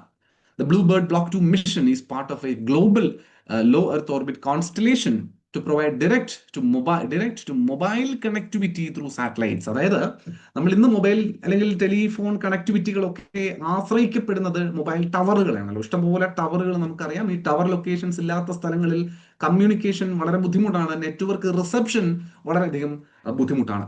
എന്നാൽ ആ ഒരു പോരായ്മയെ മറികടന്നുകൊണ്ട് ഡയറക്റ്റ് മൊബൈലിലേക്ക് സാറ്റലൈറ്റ് കണക്ടിവിറ്റി എത്തുന്ന തരത്തിലുള്ള ഒരു കമ്മ്യൂണിക്കേഷൻ എസ്റ്റാബ്ലിഷ് ചെയ്യാൻ സാധിക്കുന്ന തരത്തിലുള്ള ഒരു low earth observation low earth orbit constellations provide ചെയ്യുന്നതിന്റെ ഭാഗമായിട്ട് അല്ലെങ്കിൽ ക്രിയേറ്റ് ചെയ്യുന്നതിന്റെ ഭാഗമായിട്ടാണ് ഈ ബ്ലൂബേർഡ് ബ്ലോക്ക് 2 എന്ന് പറയുന്ന മിഷനും ബഹിരാകാശത്തേക്ക് യാത്ര തിരിച്ചതെന്നുള്ളതാണ്. This constellation will enable 4G and 5G voice and video calls, text streaming and data for everyone, everywhere at all times, irrespective of the availability of your tower. Tower ഉണ്ടോ ഇല്ലയോ അതൊന്നും നോക്കട്ടെ. നമുക്കിപ്പോൾ പലയിടങ്ങളിലും പോകുമ്പോൾ, പ്രത്യേകിച്ച് വനമേഖലകളിലും മറ്റുമൊക്കെ പോകുന്ന സമയത്തൊക്കെ നെറ്റ്വർക്ക് ഒരു ഇഷ്യൂ ആണ്. And we will not be able to call anybody for help even if there is something happen. നമുക്ക് എന്തെങ്കിലും പറ്റിപ്പോയി ഒരാളെ വിളിക്കണം, ഫോൺ എടുത്ത് നോക്കുമ്പോൾ നെറ്റ്വർക്ക് ഇല്ല. എന്തുകൊണ്ടാണ്? ഇവിടെ ഒന്നും ടവർ ഇല്ല. സോ ഇത്തരത്തിലുള്ള ബുദ്ധിമുട്ടുകളൊക്കെ മാറി കിട്ടും if you have the satellite communication. എവിടെ പോയാലും, ലോകത്തിന്റെ എവിടെ പോയാലും, കടലിൽ പോയാലും കാട്ടിൽ പോയാലും ഒക്കെ തന്നെ സാറ്റലൈറ്റ് കമ്മ്യൂണിക്കേഷൻസ് പോസിബിൾ ആകും. ഇൻക്ലൂഡിങ് ആലോചിച്ച് നോക്കണം, ജസ്റ്റ് വോയിസ് കോളോ ടെക്സ്റ്റ് മെസ്സേജോ മാത്രമല്ല, 4G 5G നെറ്റ്വർക്കിന്റെ എനേബിളിംഗ് ആണ് ഇതുവഴി വരാനിരിക്കുന്നതെന്നാണ് നമ്മൾ പറയുന്നത്. So this will change the face of the communication system all over the world. Mobile കമ്മ്യൂണിക്കേഷന്റെ ഫേസ് ടവറുകളുടെ എക്സിസ്റ്റൻസിനെ ചോദ്യം ചെയ്യുന്ന തരത്തിലേക്ക് മാറും ഈ കാര്യം. അത് ആക്ച്വലി നല്ലതാണ്. എത്രയോ സ്ഥലങ്ങൾ നമുക്ക് ഈ ടവറുകൾ നിർമ്മിക്കാൻ വേണ്ടിയിട്ട് നമ്മൾ ഉപയോഗിക്കുന്നുണ്ട്. ആ ഒരു ഇൻഫ്രാസ്ട്രക്ചർ നമുക്ക് ഇനി ആവശ്യമില്ല. Why do we need a tower for this? ടവറിന്റെ കുറെ ഡ്രോബാക്കുകളുണ്ട്. ഇത്ര കിലോമീറ്റർ റേഡിയസ് വരെ മാത്രം ഒരു ടവറിൽ നിന്ന് റിസപ്ഷൻ കിട്ടൂ. അത് കഴിഞ്ഞ് അടുത്ത ടവറിലോട്ട് പോകണം. സോ ഈ പ്രോബ്ലങ്ങൾ നമുക്ക് എന്ത് ചെയ്യാൻ, സോൾവ് ചെയ്യാൻ പറ്റും. Okay, so it features a 223-meter square phased array, making it the largest commercial communication satellite ever deployed in low Earth orbit. Low Earth ഓർബിറ്റിൽ ഡിപ്ലോയ് ചെയ്യപ്പെട്ടിരിക്കുന്ന കമ്മ്യൂണിക്കേഷൻ സാറ്റലൈറ്റുകളിൽ, കൊമേഴ്ഷ്യൽ കമ്മ്യൂണിക്കേഷൻ സാറ്റലൈറ്റുകളിൽ ഏറ്റവും വലുതാണ് ബ്ലൂബേർഡ് ബ്ലോക്ക് 2 എന്ന് പറയുന്ന ഈ ഒരു എന്താ പറയുക നമ്മുടെ ലോഞ്ച് എന്ന് പറയുന്നത്. ക്ലിയർ ആണോ മക്കളെ? ഇത്രയും കാര്യങ്ങൾ വളരെ ഇമ്പോർട്ടൻ്റ് ആയിട്ട് എടുത്തിരിക്കുക. ആൻഡ് ദ മോസ്റ്റ് ലേറ്റസ്റ്റ് എന്ന് പറയാൻ പറ്റുന്ന ലോഞ്ച് ഈ ബ്ലൂബേർഡിൻ്റെതാണ്. ഇതിനപ്പുറം ലേറ്റസ്റ്റ് പറയാൻ ഇല്ല എന്നുള്ളതാണ്. ക്ലിയർ അല്ലേ? Yes, that's it. അപ്പൊ അതാണ്. Thank you so much for watching this particular session. അപ്പൊ ഇന്ന് നമ്മൾ ഈ കണ്ടത് ഇതുവരെയുള്ള കാര്യങ്ങളാണ്. നമ്മൾ ക്ലാസ്സിലൂടെ നിങ്ങൾക്ക് തന്നിരിക്കുന്ന കണ്ടന്റിന് പുറത്ത് അതിനുശേഷം നടന്നിരിക്കുന്ന പ്രധാനപ്പെട്ട ISROവുമായി ബന്ധപ്പെട്ട ലോഞ്ചസും അല്ലാതെ വരുന്ന കുറച്ച് ലോഞ്ചസും ഒക്കെ. So I hope you've all got an understanding about several launches. Several recent launches. ഇതിന്റെ ഒരു പെരിഫറൽ ആയിട്ട് അറ്റ്ലീസ്റ്റ് ഒരു പെരിഫറൽ ആയിട്ടുള്ള അണ്ടർസ്റ്റാൻഡിംഗ് എങ്കിലും നിങ്ങൾ ഇതുപോലെ ഒന്ന് ഗ്യാദർ ചെയ്ത് വെക്കുക. And all these informations are readily available in the website of the official Indian Space Research Organisation. ISRO വെബ്സൈറ്റിനകത്ത് ഇത്തരം ലോഞ്ചസിന്റെ ഒക്കെ ഒഫീഷ്യൽ ഇൻഫർമേഷൻസ് അതിനകത്ത് കിടപ്പുണ്ട്. Brochures you can search and read. അതുവഴി നിങ്ങൾക്ക് ഇൻഫർമേഷൻ ഗ്യാദർ ചെയ്യാൻ പറ്റും. ആൻഡ് മോസ്റ്റ് പ്രോബബ്ലി ഇതുമായിട്ട് അസോസിയേറ്റ് ചെയ്തിട്ടുള്ള ചോദ്യങ്ങൾ വരാനുള്ള സാധ്യത വളരെയധികം കൂടുതലുമാണ്. So recent launches current affair significance ആയതുകൊണ്ട് തന്നെ സ്പേസ് സെക്ടറിൽ നിന്നുള്ള ചോദ്യങ്ങളിൽ കൂടുതൽ ഇമ്പോർട്ടൻസ് ഒരു 60-40 അല്ലെങ്കിൽ ഒരു 70% ഇമ്പോർട്ടൻസും കറന്റ് അഫെയർ റിലേറ്റഡ് ചോദ്യങ്ങൾക്കും ഒരു 30% മാത്രം സ്റ്റാറ്റിക് ഇൻഫർമേഷൻസിനും വേണം നിങ്ങൾ കൊടുക്കാൻ. സോ ആ ഒരു പെർസ്പെക്റ്റീവിൽ നോക്കുമ്പോൾ this should be a very informative and fruitful session for you. Hope അതങ്ങനെ തന്നെ ആയിട്ടുണ്ടെന്ന് കരുതുന്നു. നമ്മൾ ഡിസ്കസ് ചെയ്തിട്ടുള്ള കാര്യങ്ങൾ നിങ്ങൾക്ക് വ്യക്തമായി മനസ്സിലായെന്ന പ്രതീക്ഷയോടുകൂടി അനുദീപ് അക്കാഡമിയുടെ ഈ ഒരു സെഷൻ ഞാനിവിടെ വൈൻഡപ്പ് ചെയ്യുവാണ്. ഫ്യൂച്ചറിൽ മറ്റ് അപ്ഡേറ്റ്സുമായി ബന്ധപ്പെട്ട് വീണ്ടും നമുക്ക് ഇതുപോലൊരു സെഷനുമായിട്ട് കാണാം. അതുവരെ എല്ലാവർക്കും നന്നായി പഠിക്കാൻ സാധിക്കട്ടെ എന്ന ആശംസയോടുകൂടി നിർത്തുന്നു. അടുത്ത ക്ലാസ്സിൽ കാണാം. Thank you so much. Bye bye.